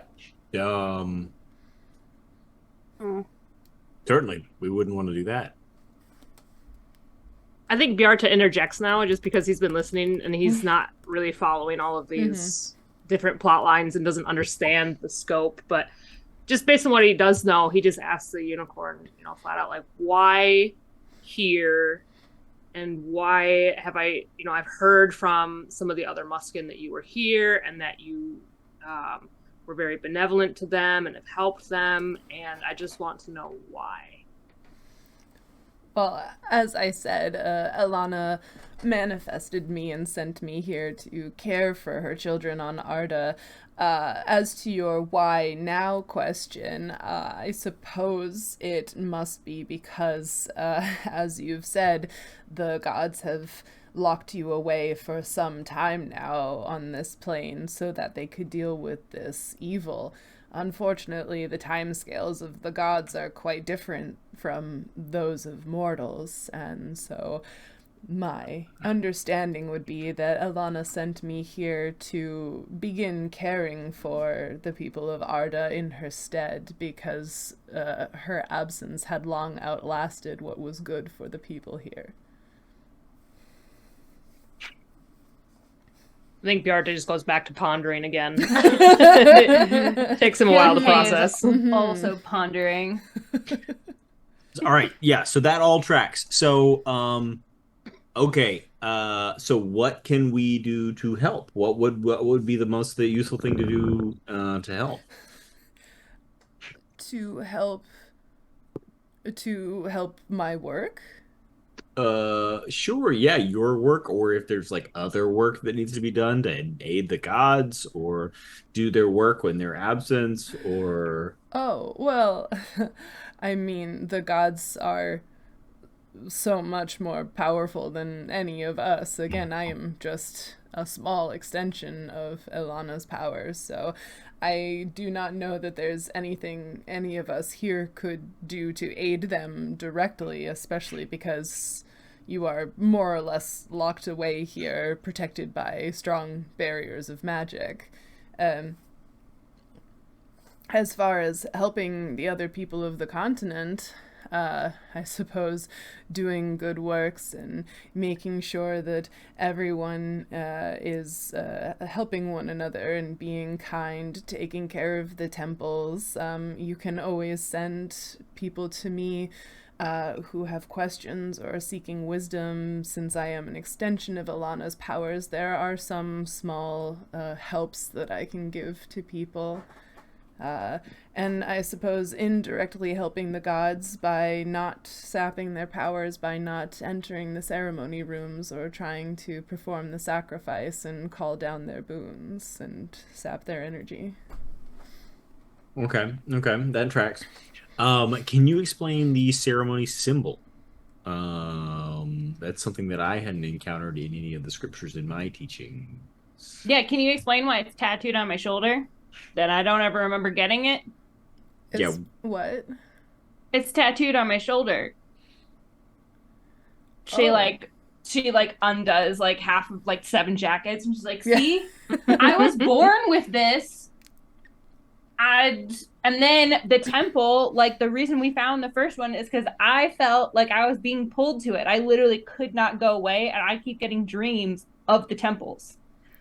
Your family must have been very devout and perhaps touched by the gods, and so you are marked in this way. That doesn't make sense. I'm a street kid. I got abandoned on the side of the street. And then cannot speak for your family specifically, unfortunately. I could try to use my powers of seeing for you if you wanted, but they're more, oh, that is such a lovely part, but sorry. They are more directed to foresight than to hindsight or mind reading. I mean, I don't want to like use your power. Someone else needs it more. I don't even know if I'd get any answers anyway. No, I feel like I feel like we need that, Kate. Yeah, I feel like maybe vision of the future would be useful generally. Generally, you don't turn down visions of the future. In any of the scriptures. D&D player is like, don't turn down the ability to have your fortune be read. Also, the devout cleric is also no, you accept the blessings of the gods when they give it to you. Oh, I mean, I didn't want to be rude. I don't know if it's like something that has to like build up. So I don't know if someone needs it more than I do. Like, I haven't known my future or my past my entire life, so like what's a few days more, right? But if like someone's like dying and needs it, I just didn't want to take it from them. It is, I mean, we've we've come all this way. You're looking for answers.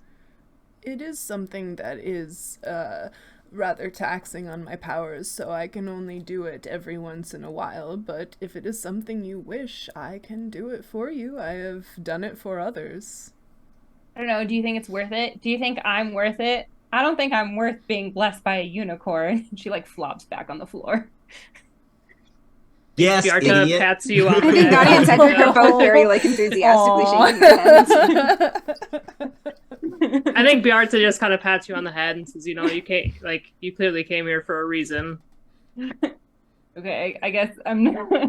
Just think about how pissed Fletcher would be if you were like, yeah, and then I turned down the opportunity to see the future. Oh God, yeah, I wouldn't want him to be mad at me. Yeah, he would be. He'd be mad at me super for pissed. years. Yeah. Just take good notes. Oh, right. Kay like pulls out her notebook.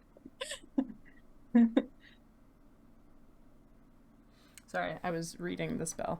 All right. What did I miss? We were convincing Kay to do it. Okay. Yeah, pep talk. By Fletcher being mad at me.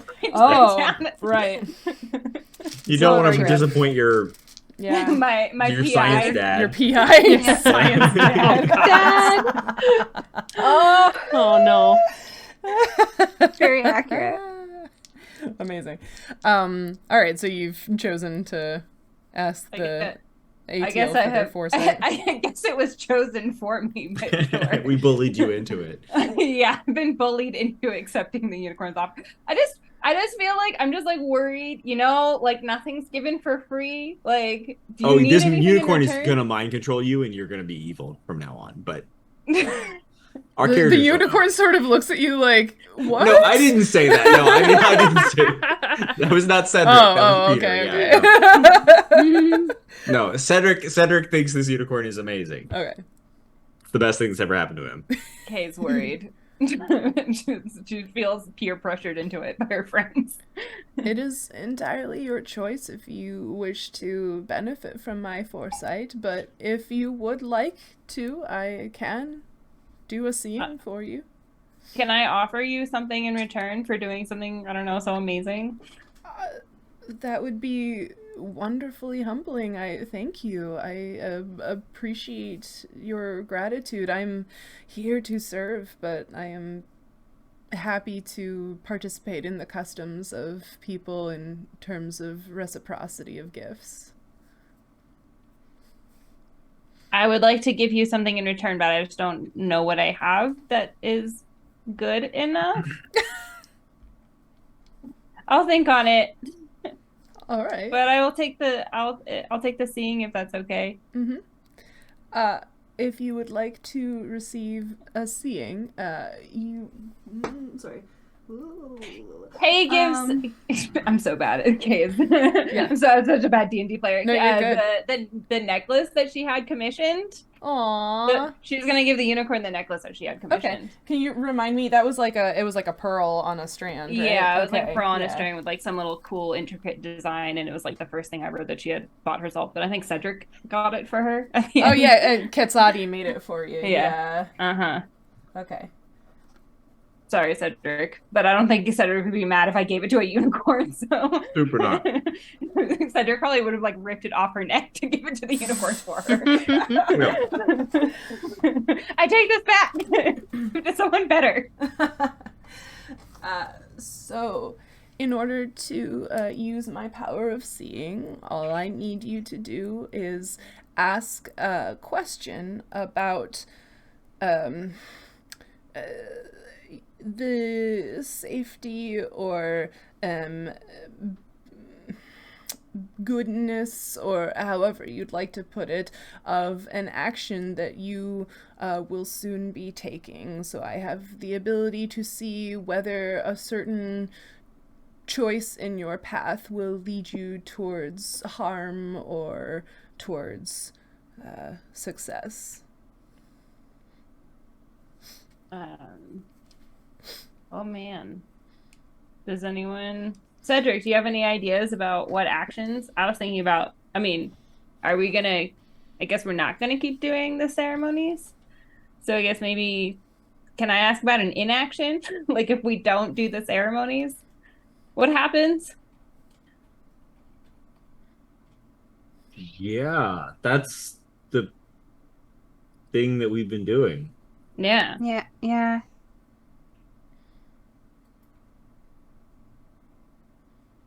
Yeah, I guess that. So I guess if we stop doing the ceremonies, like, what happens? Oh, I don't even have to use my magic to tell you. As I just explained, the gods shed a little bit of their magic power every time they receive the sacrifice during one of those ceremonies and bestow a blessing on worshippers, and so doing those ceremonies takes more of their power. So not doing those ceremonies would not take their power, so they would still be at a fuller strength in order to continue combating the evil presence that they are fighting.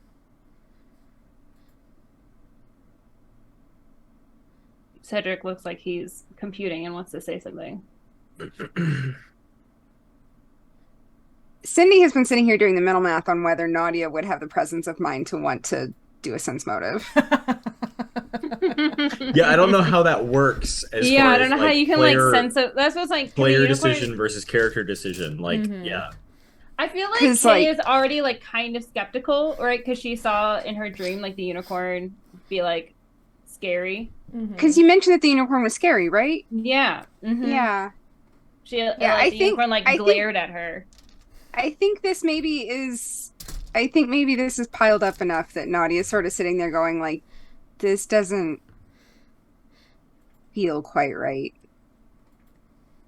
And wants to sort of get like why wouldn't on. if he already knows the answer, why wouldn't that be easy to just use his magic on? Okay. Who all is doing sense motive on Atil? I guess I am. Okay. Yeah, I would like to. I'm gonna have these be blind rolls. So basically, I'll roll the dice in my box, and you give me your modifiers. Because it sounded like you were having a little bit of problem deciding whether it was meta for you, the player, to choose versus your character to choose. So this way, you won't know what your total score was, just how your character feels about the result. Does that make sense? Okay. Yeah. Yeah. Yeah. So are all three of you doing it? Mine is +1. +1. Mine's +6. Okay. Cedric, are you doing one as well? Cedric, what? Would he really? I don't know, because Cedric like very strongly believes in Kay's visions. But meeting a representative of the god kind of trumps that. He's been pretty In some deferential ways. so far toward the unicorn, right? So Yeah, I don't know that if he's so like. I feel like Cedric is very starstruck right now. So I feel like Kay gave him the necklace because she feels like it's like a deal with the Fae, right? You don't ask, you never receive anything for free. Yeah.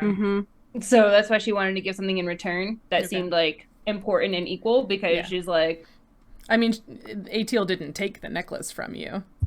I mean, she handed like it over, I guess. I mean, Well, how do you yeah, but hand they something over didn't to a unicorn. I mean, they didn't take it from you because they didn't cast the spell. But yeah, it has been offered at Right, least. yeah, Like, yeah. I feel like Kay definitely did that because she doesn't like taking things Right. for free from random people. Yeah. Or unicorns, as the case may be. I was just picturing this awkward, like you're trying to hand it over to the unicorn. It's like, how is it going to take it? You just try I to don't put it have on its hands. horn or Yeah. something. Yeah, like so, on its hoof or something. I don't know. Like, yeah, I don't want to roll. okay, you don't want to roll. Okay, so Kay has a +6, and Nadia has a +1. 1.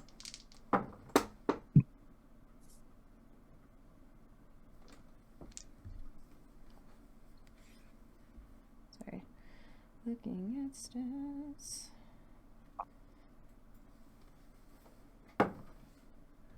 Okay. You both think that so Atil basically said that like they can only do this thing once in a while, and you had heard rumor from the other Muskin that that the unicorn had the gift of, or the ability to give foresight. But Nautia, especially being a spellcaster yourself, you know that like magic isn't just like a free thing that you can do all the time. And some abilities are things that you can't even do every day. And so you think that, yeah, it kind of makes sense that like Atil is reiterating something they already told you, that like they don't want to, like basically they're still offering you the ability to use foresight, but they didn't want to like waste it on something that they already like kind of knew the answer to, as opposed to like something, you know, like something in your path that they didn't already have a hand in, if that makes sense, right? Like, I think it wasn't so much the like not wanting to do the foretelling thing as just this like, because they're repeating the story about like the ceremony is a distraction to the gods while they're busy fighting, that's the thing that's bugging her. Yeah, I mean, again, makes sense, right? Like, you know that you're being struck through with some sort of magical energy when you do it. So, like, this, again, like, the way that the gods work in the world of D&D is, like, yeah, they're magical and powerful, but, like, also kind of a little like a lot of the, you know, more ancient... They're finite. Right, like the more limited. ancient pantheons were like, oh, yeah, they also have flaws and, like, limits and stuff. So, like, it kind of makes sense, yeah. Like...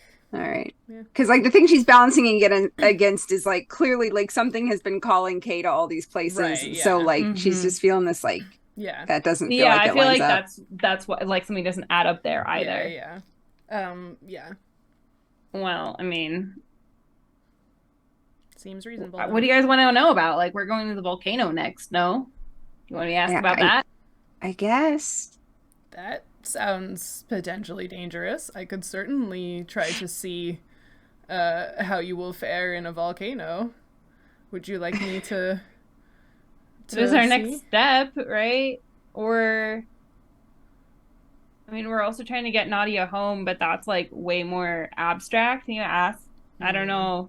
I don't know if I can ask about like trying to get a friend home and we don't even know like what we're doing, you know? The more straightforward the question, the more likely I am to be able to see a clear answer. This magic is not perfect, as it were.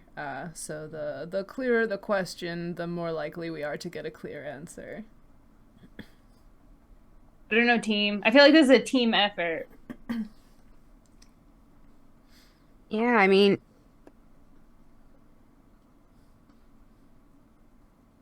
Yarta's like leaning away, like I'm not in Yeah. Can we sleep on it and ask you like tomorrow? Absolutely. You're in. I'm not trying to rush you. I'm so sorry. We've only just met. But yes, if there's anything else you'd like to talk about, or as I said, you can, of course, stay in the dormitory or have food in the kitchen. The Muskin who have been staying here with me are incredibly kind and very good cooks, honestly. So, yes, I'd love to be able to ease your journeys in whatever way I can. Yeah, I think I'd like to think on it. I mean, I feel like I want a good question. You know, if you're gonna like use all this effort to like think about and like use your magic, like I don't want it to be like a lame question. You know. Understandable. yeah.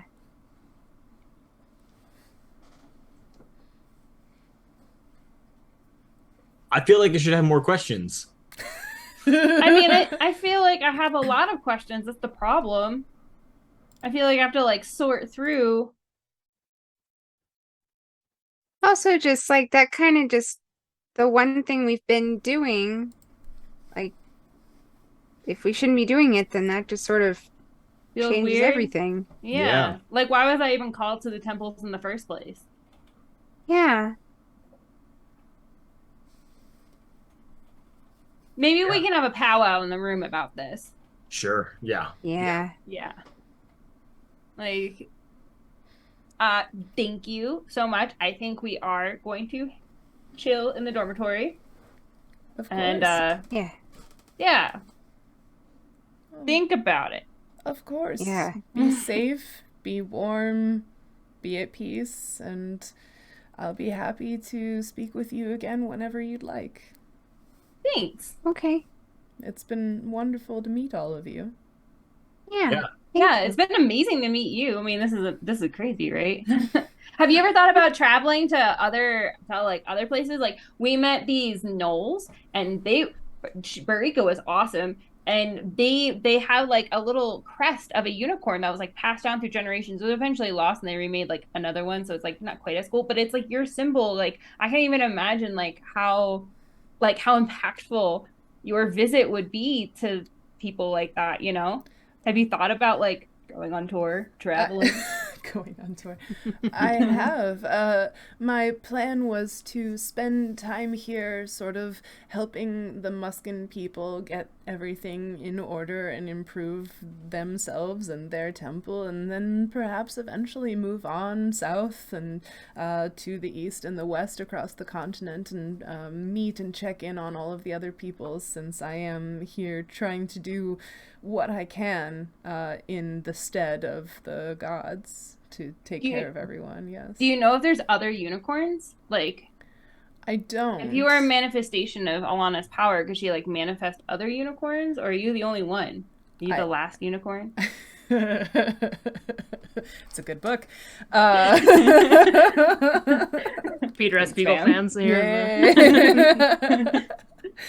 I think, I'm not sure. I have not met any others yet, but I think I may be the only one. Again, I am a portion of Ehlonna's power that she sent back to take care of everyone here, but that means that she is both trying to speak through me to take care of everyone here and watch through me, and also contribute to the fight against evil in the Astral Sea.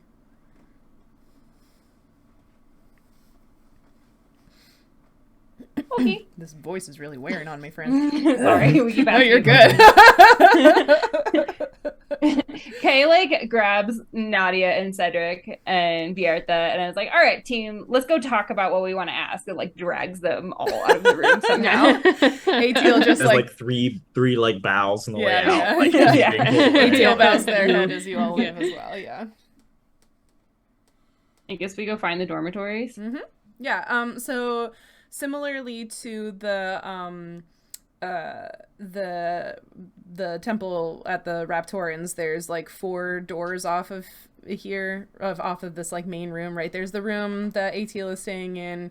There's a room that would, or a door that would lead to the ceremony room. There's a door that leads to a dormitory, and there's a door that leads to like a kitchen common area,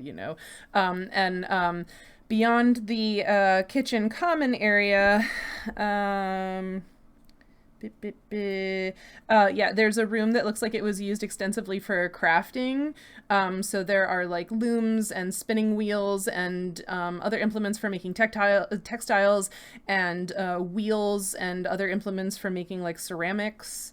So it looks like there was a lot of sort of like crafting that went on in this room of this temple.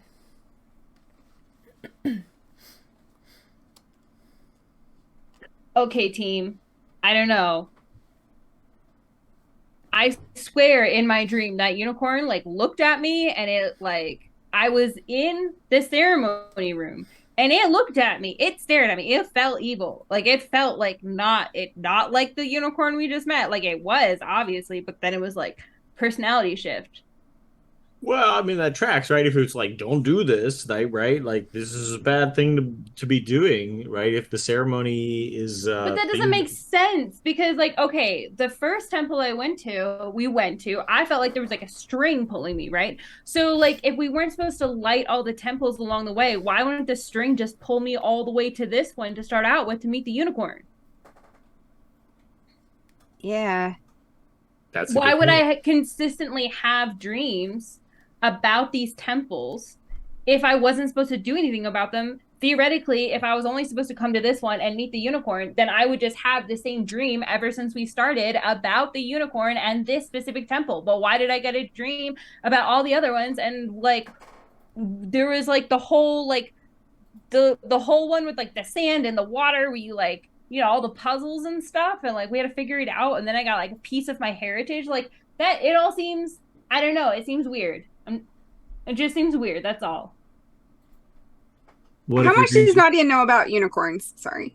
How much does Nautia know about unicorns? Unicorns, yeah. This feels like one of those, like, I don't know, either from like stories she heard from people back home or... Yeah, Arcana check. Knowledge Arcana. Arcana. Yeah. Knowledge Arcana? Yep. If I've got none of that, then that's just... An intelligence check. Good, great. Yep. Great. Maybe it's a 20. That's a negative 1. I just rolled a natural 1. That's like a 20. You have a -2? If you were playing the Star Trek game, you'd be 6. rolling in it right now. Yep. Like, Cedric, do you know if other deities can make unicorns? Like, are there bad unicorns? Do I know if they're a bad Knowledge unicorn? religion check. Nautia, you know unicorn things. The horse with a horn coming out of its forehead. Magical, mystical, something about maidens, maybe. Symbol of Ehlonna. Nay. There were a lot of cooler stories. Also, how is the unicorn talking to us? Was it like a little like meat flapping? No. Thing, or does it meat Have you not seen Mr. Ed? Come on. or is it like thinking? Yeah, it's weird because it's like telepathy, but like you hear it in the room. Yeah. I got a 12. A 12. So you're familiar with the idea of like deities manifesting like emissaries or like symbols of their power or of themselves, right? Like you know, you've read or seen stories now of like Obadhai and Ehlonna walking among the peoples of Arda in corporeal form, you know that the unicorn is like a symbol of Ehlonna or an emissary of Ehlonna. You know that there are like similar stories about other gods as well, about them walking on the earth or of them sending emissaries or messengers or whatever. So like it all tracks. You don't know if anybody else claims the unicorn as their symbol. It would be weird for two gods to be fighting over a unicorn as their symbol, but yeah, I mean, Morden has manifested as a volcano, as a giant anvil, as a fire elemental. Okay, but I mean, not like the good gods. Aren't there like bad gods? Like, who's this eldritch evil? Oh yeah, there are bad gods for sure. Yeah. Can they like make, I don't know, bad unicorns?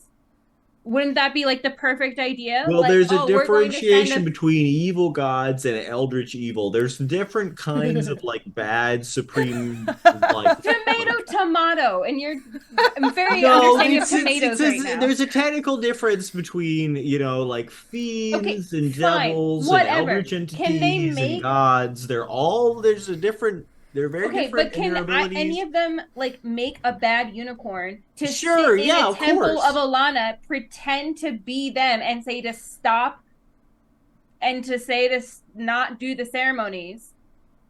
Sure. You see where I'm going? Like, if the gods really are in this epic battle, and then it's like we can unlock the gods by doing all of these ceremonies, which you said that that's what we were doing because you read it on the wall.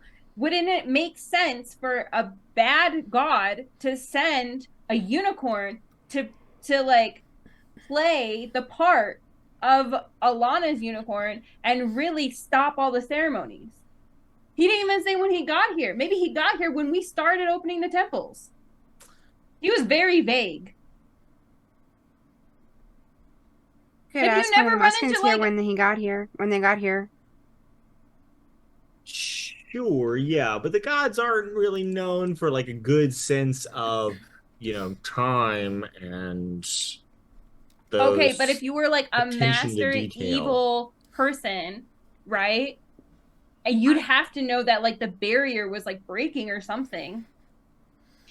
Can Bjarta well, I think Bjarta interjects a little bit and says, you know, these are all beyond my realm of understanding, but you know, I can try and chat with some of the other Muskin here and see if they have any information. Like, how often have other people been here? Yeah. And how long have they been caring for the temple? Mm-hmm. Yeah. How did they know? All of the other temples have been hidden. Right. So I can go and ask them like why they came to start taking care of the temple, how they knew to come back. I can try and ask them. That'd be amazing. And maybe I'll get us some like mushroom stew or something from the kitchens while we talk about this, because that's something I can contribute to. Is use my big arms to carry us a bunch of bowls of stew. You are the best. I'm so sorry that I ever insulted your homeland. I love that this has been like weighing so hard on Kay's mind. When for Bjarta, because it was over 24 hours ago, he's like forgotten. She's a teenager. Everything is a big deal. Yeah. I still feel guilty about things I did when I was 17. What? Right, yeah. Absolutely. Yeah. So can Bjarta then go try and like catch some of these temple people and ask them? Do you want to talk to Olaf or do you want to talk to somebody else? Well, what do you guys think? Because I could go talk to the guy who seemed like he knew what was going on, or do we want, you know, sounds he's like gonna talk to the unicorn. You have to talk to like she was almost about to say peasant. She's like one of the find somebody who's being paid minimum wage to be here. Yeah. Right, yeah. Get the real info, you know? Yeah, exactly. I know what's going on. You sound suspicious of the unicorn, so maybe we don't go to someone who's in direct, regular contact. Yeah, exactly. Because then if we're suspicious, they're going to be like, Yeah. I feel like Cedric is still on Team Unicorn, though. So, like, as you walk out, Cedric is like, okay, but counterpoint, there's no way to know that the visions that you're getting aren't being sent by this evil entity. So you're saying that maybe the unicorn is evil, but maybe your vision is evil. Huh? So think about that. I mean, if you really believe that, don't you think you would have, like, stabbed me through the heart on the first I mean, day? I'm just throwing it out as an option. Just Kay is throwing like it out. pacing back and forth and is like flapping her arms around like very anime like. And just as a reminder for you all, the dormitory was empty when you came in here, but it's like the dormitory in the dormitories in the other temples, honestly, but like the one in the Raptorian temple where like there's a lot of beds, so like presumably other people may or may not be coming in here. Show up soon. Yeah. Again, because there are Muskins sort of like moving around, seemingly repairing lots of the furniture and updating things. So yeah, just so you know.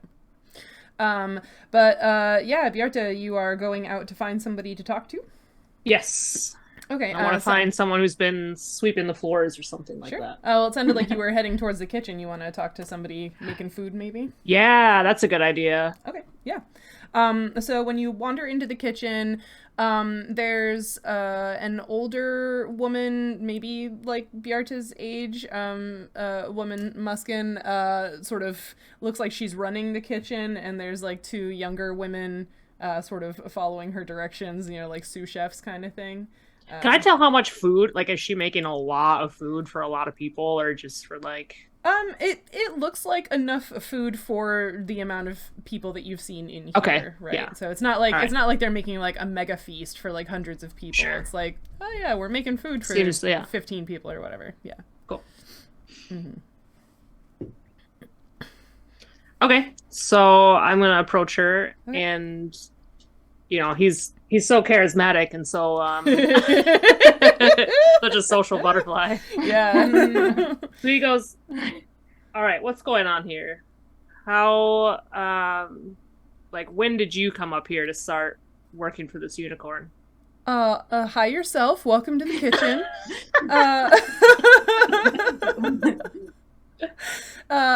My name's Dagmar. Nice to meet you. I came here after people started talking about the unicorn arriving probably, what has it been? Maybe 3.5, 4 months now? I'm assuming you're brand new. Haven't seen you here before. Yeah, so I just came here with some new friends of mine that wanted to see this temple, and from what they've told me, they've never seen one that's had a unicorn in it, or much of anything for that matter. So this one didn't have much of anything in it until the unicorn came either. So why are you here? What brought you here? Well, to be perfectly honest, I was raised on stories of the gods from, you know, my family members, and always sort of harbored a little hope in my heart, I guess, that they would return and take care of us. Life here is, as you well know, I'm sure, hard, and stories of what it was like when the gods were here to protect us from all sorts of other things happening in the world really just sort of spoke to me. So when I found out that there was an emissary of Ehlonna here in the temple, I wanted to come see for myself, that little nugget of hope inside me, wishing that maybe something good could come of this. And what I found here was a community of people who are trying to revive the temple and make it a nice community space where people can come and talk through their problems and get help from one another, or get help from Atil, the unicorn. So I stayed to help and to keep an eye on all of the youngins. Have a lot of people come here for help from the unicorn? Yes, some.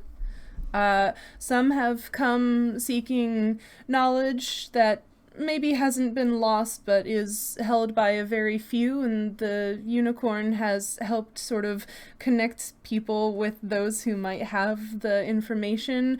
Atil can also sometimes, once they have enough energy after resting, see into the future for people, and so is able to advise on whether certain actions would be good or not as good or even dangerous. So it's a nice space. I think we often travel in small groups, but it's also kind of nice to have this community where people can share what they know and share their resources.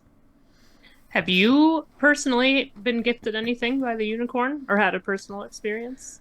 I've spoken to Atil. I haven't asked for any sort of foresight. I'm older and planning on spending time here, I guess, for, the foreseeable future, but I'm not planning on taking any long journeys or building a new house or something like that. Okay, well, thank you so much for your help. And he's trying to think, do I have any other questions I was supposed to Yeah. ask? But he's got a lot of information he's trying to retain. Yeah.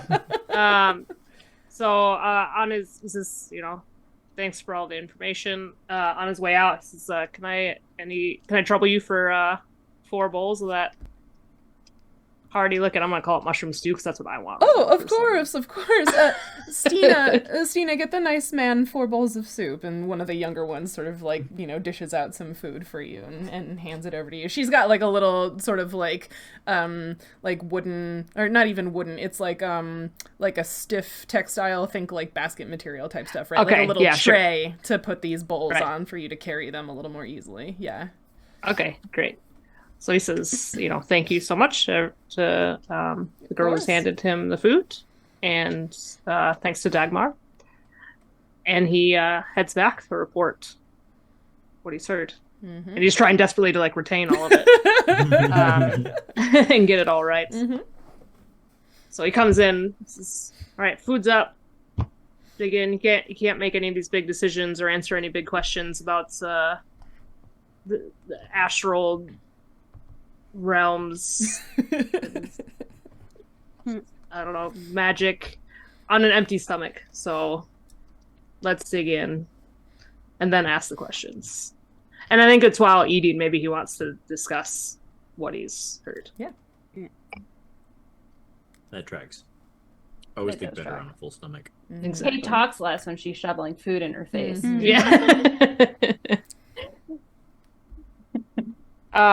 Yeah. So basically what I was told by Lady Dagmar in the kitchen was that the unicorn's been here for a few months, 3-4 months. And that the people who came here just really, they seem like they're devout, and that they were hoping to be a part of something bigger, and so they came to help out. They're trying to form a community of people. And that the unicorn has been giving gifts to people. She didn't have any experience with that personally. She said she didn't have the desire, but that seems to be the experience of the others who have been here. I don't know, Cedric. Maybe you should ask for something.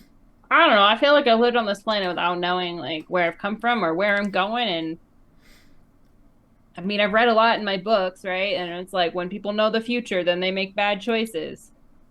So, I mean, I don't know if I want it personally. Seems kind of scary. Kind of wigs me out, to be honest.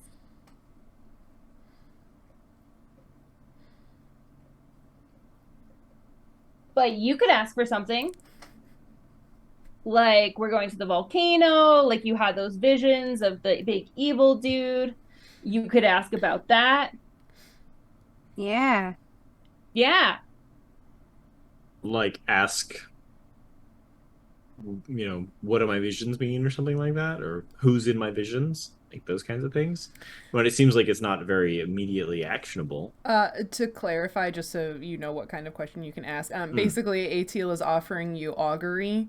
It's basically augury is a spell that basically can give you signals of weal, woe, or a mixture thereof, which basically means yes, that action that you're going to take will be good, or no, that action you're going to take will be bad in some way, or mixed is there'll be both.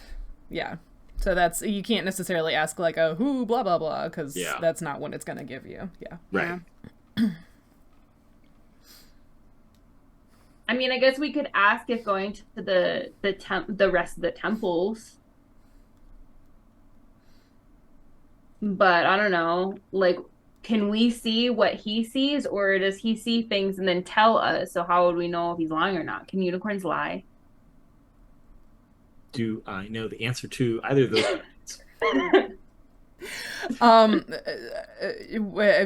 Sorry, so you want to know, can unicorns lie, and would you Do be able we to see what can he you see sees? what okay. Yeah, or does he like tell us what he sees? So Cedric, I think you have access to augury, right, as a spell. It's a second level cleric spell, so you should have access to it, right? Yes, Yeah. I think so. Yeah. Okay. So yeah, you'd be familiar with the idea that like augury is basically something that like the caster does, and like they sort of receive the information and then can share it with their friends, party members, whatever. So that's that. As far as the second one, I guess you could make a knowledge religion or knowledge arcana check to find out about unicorns and their, propensity for lying, I guess. Like Kay's over here asking all the big, big questions. I got a 11 on that. Do unicorns lie? Why? Okay.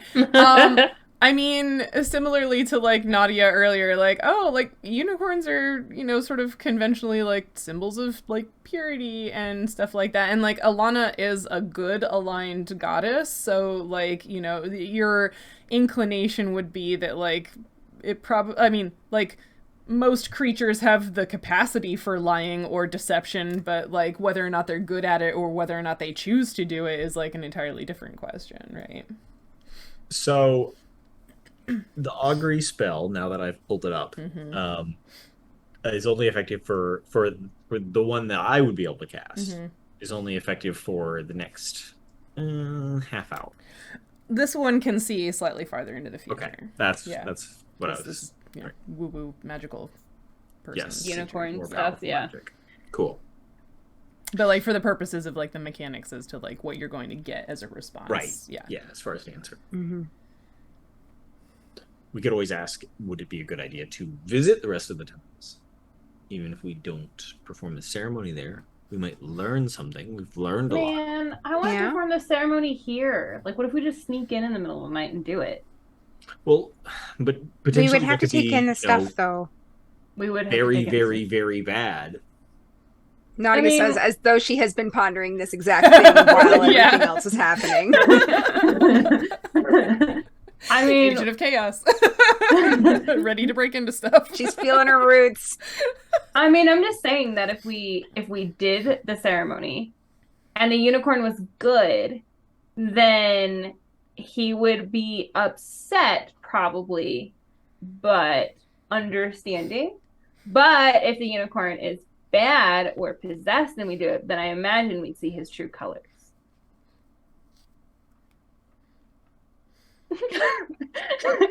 I don't know that that's strictly true. I mean, it's not strictly false. Like, think of a parent, right? If you do something bad, but like okay, your but parents this is not a parent. This is an agent of a god, right? So you're talking came about, to take care of us, as he said. Therefore, parent. Right, but if the gods really are in a battle for the existence of the more material Don't plane, you think sending a fucking unicorn is way more energy than, like, I don't know, like the whoosh we get at the temples? And last time it was with a crab, so it was like, how much energy can it possibly take to, like, I mean, if what's going to separate winning this battle between the gods and the eldritch evil is blessing a crab or not, like, we're on the wrong side. Like, that should not be the defining. So what are you saying? Are you saying that you think that this is not a legitimate messenger of Ehlonna, or are you saying that you think that the legitimate messenger of emissary of Ehlonna is wrong? I think it's either not a legitimate emissary of Ehlonna, or the emissary, like, it was and has been corrupted.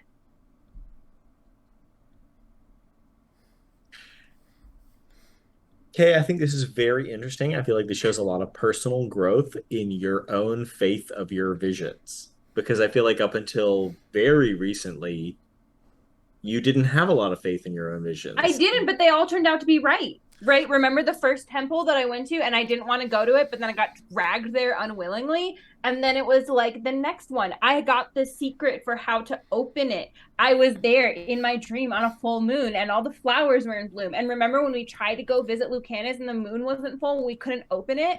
So like why? It doesn't make sense. Like, it doesn't make sense that I'd be getting all of these visions. They happen to lead us all to the temples. I like figure out my heritage. I have this damn thing tattooed on my back. And the unicorn's answer was not very good for being able to like see everything and understand Ehlonna. Like, whatever. You know, oh, like, I don't know, your parents must have been devout. Like, they dropped me on the side of the street. What, like, kind, God-loving parents drop their kid on the side of the street? Exactly. I don't know. And then the unicorn was like scary, and we were in the ceremony room. So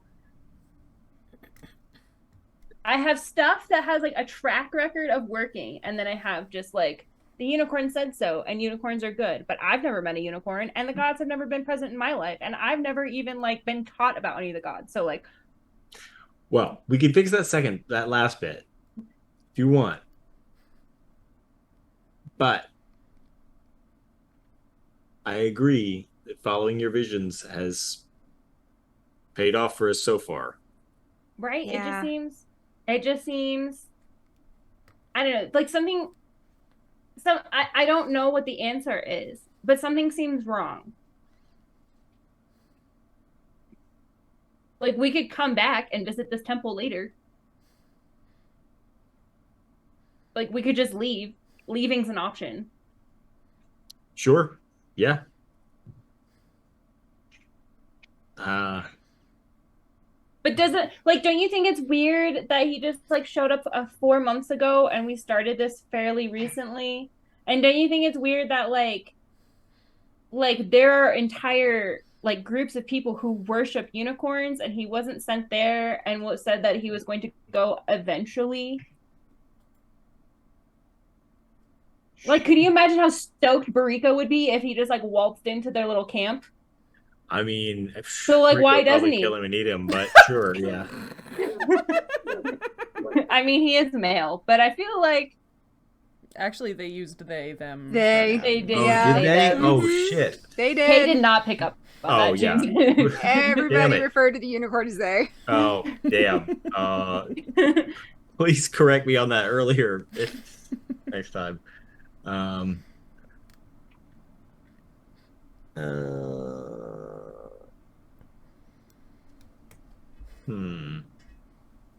just trying to figure out if there's a spell that I could use that would help with this situation.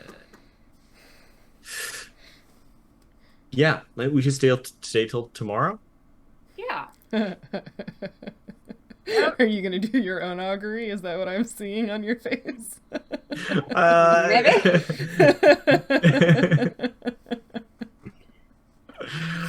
I don't know. We got some options. I mean, we're gonna sleep here anyway. Like, we're not gonna do like just sleep outside in the cold.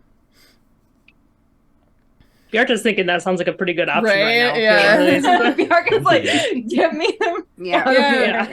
Bjarta, how are you feeling about the idea that maybe they're not moving on to the volcano and they want to stay here and mess around? Oh, well, I think Bjarta's feeling like that's more than he bargained for. Messing around in the temples. Like, he wanted to see what was in here and, like, wanted to guide them here. Yeah. But if they want to start playing games in the temple, maybe he's like, I don't know if I want to be associated. You know, like, I don't know what's going to happen. Yeah. And I still got to live here. Right. Very fair. I need to live with these people. Yeah. Right, yeah. So I think he's like, that might be my cue. He's like, So Yeah. yeah. he's like, I'm gonna go get some more soup. It just doesn't come back. So Like my parents 17 years ago. Oh. We just turn around and they're not there anymore. So I feel like, okay, I can cast a spell that would reveal the presence of a good creature. And if the unicorn is not good aligned, then I would know potentially. Not good aligned, so it could be neutral or evil. Mm-hmm. Do I know whether Ehlonna is neutral aligned or good aligned? Ehlonna is neutral good. Oh. Say neutral good. Yeah, Obadai is true neutral, Ehlonna is neutral good. These are, the alignment chart is not necessarily like, Sure. but yes, that's the impression you have is Yeah. that she's good. So for cleric in 3/5, I can cast detect chaos, evil, good, or law. Okay. So I could cast detect good, and if the unicorn does not show up, I would potentially know. Potentially. Don't forget that clerics need to be within one step of their god, but if Ehlonna is neutral good, you could be true neutral and still be a god of, or a cleric of Ehlonna. Sure, a cleric, right? Right. I'm just saying that like the same idea is that like Right. like everyone associated with the god doesn't necessarily share the god's alignment the whole way. But yes, Sure. I understand where you're going with this. I mean, I could cast detect evil You could. if this thing is evil. And I mean, it could be chaotic too, but I guess I could detect evil. If this unicorn is evil, I would be able to tell, but I wouldn't be able to do it until tomorrow. But we could do it and then peace out. Just cast a spell and run. Yeah. Yep. Bye. Bye.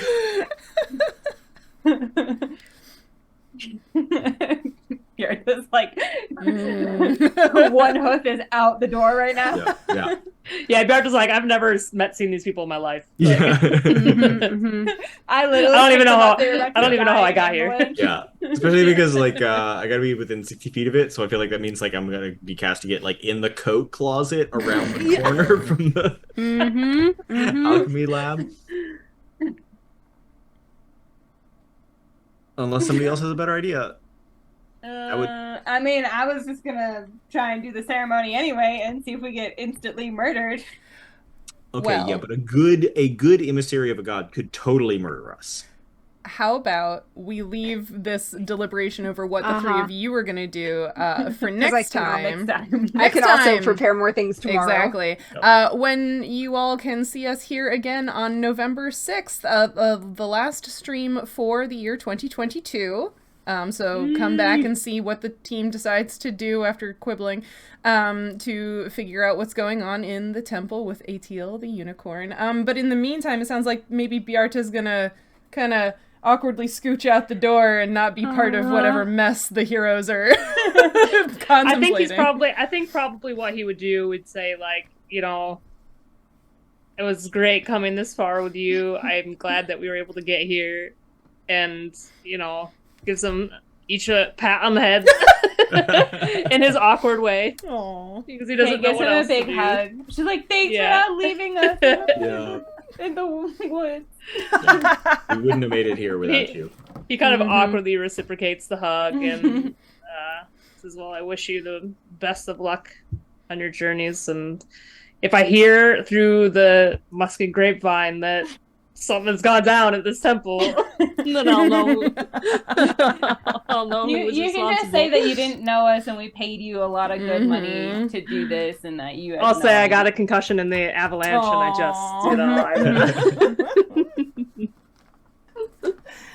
Oh my goodness. But yeah, let's thank Kirsten so much for playing Bjarta. You did wonderfully. Yeah. I love this character. He's great. Tell the He's so people great. where they can find you on the internet if they want to hear more about musk oxen and reindeer and your research and stuff. Yeah, so you can find me mostly on Twitter is where I hang out. My handle on there is Reindeerist. So the word reindeer, ReindeerIst. And that's where you can find me, where I talk about being a grad student studying muskox and reindeer and all the joys that comes along with. And it's also where I post all my photos. I do a lot of nature photography, so I post a lot about Norwegian wildlife. So yeah, feel free to join me over there anytime. Nice. And you might also be streaming video games eventually. Yes, that's on my. Yeah, I do have a Twitch channel, so feel free to join me over there. It is my handle on Twitch is Tembeep, TEMBEEP. You can find me there. Sweet. Well, that's us for this evening. But thank you so much for hanging out and listening to all of the navigation of the tundra and the weird missing rocks and the creepy unicorn. Yeah, what was that? I forgot. I know that's like the artist thing to forget, but I super forgot.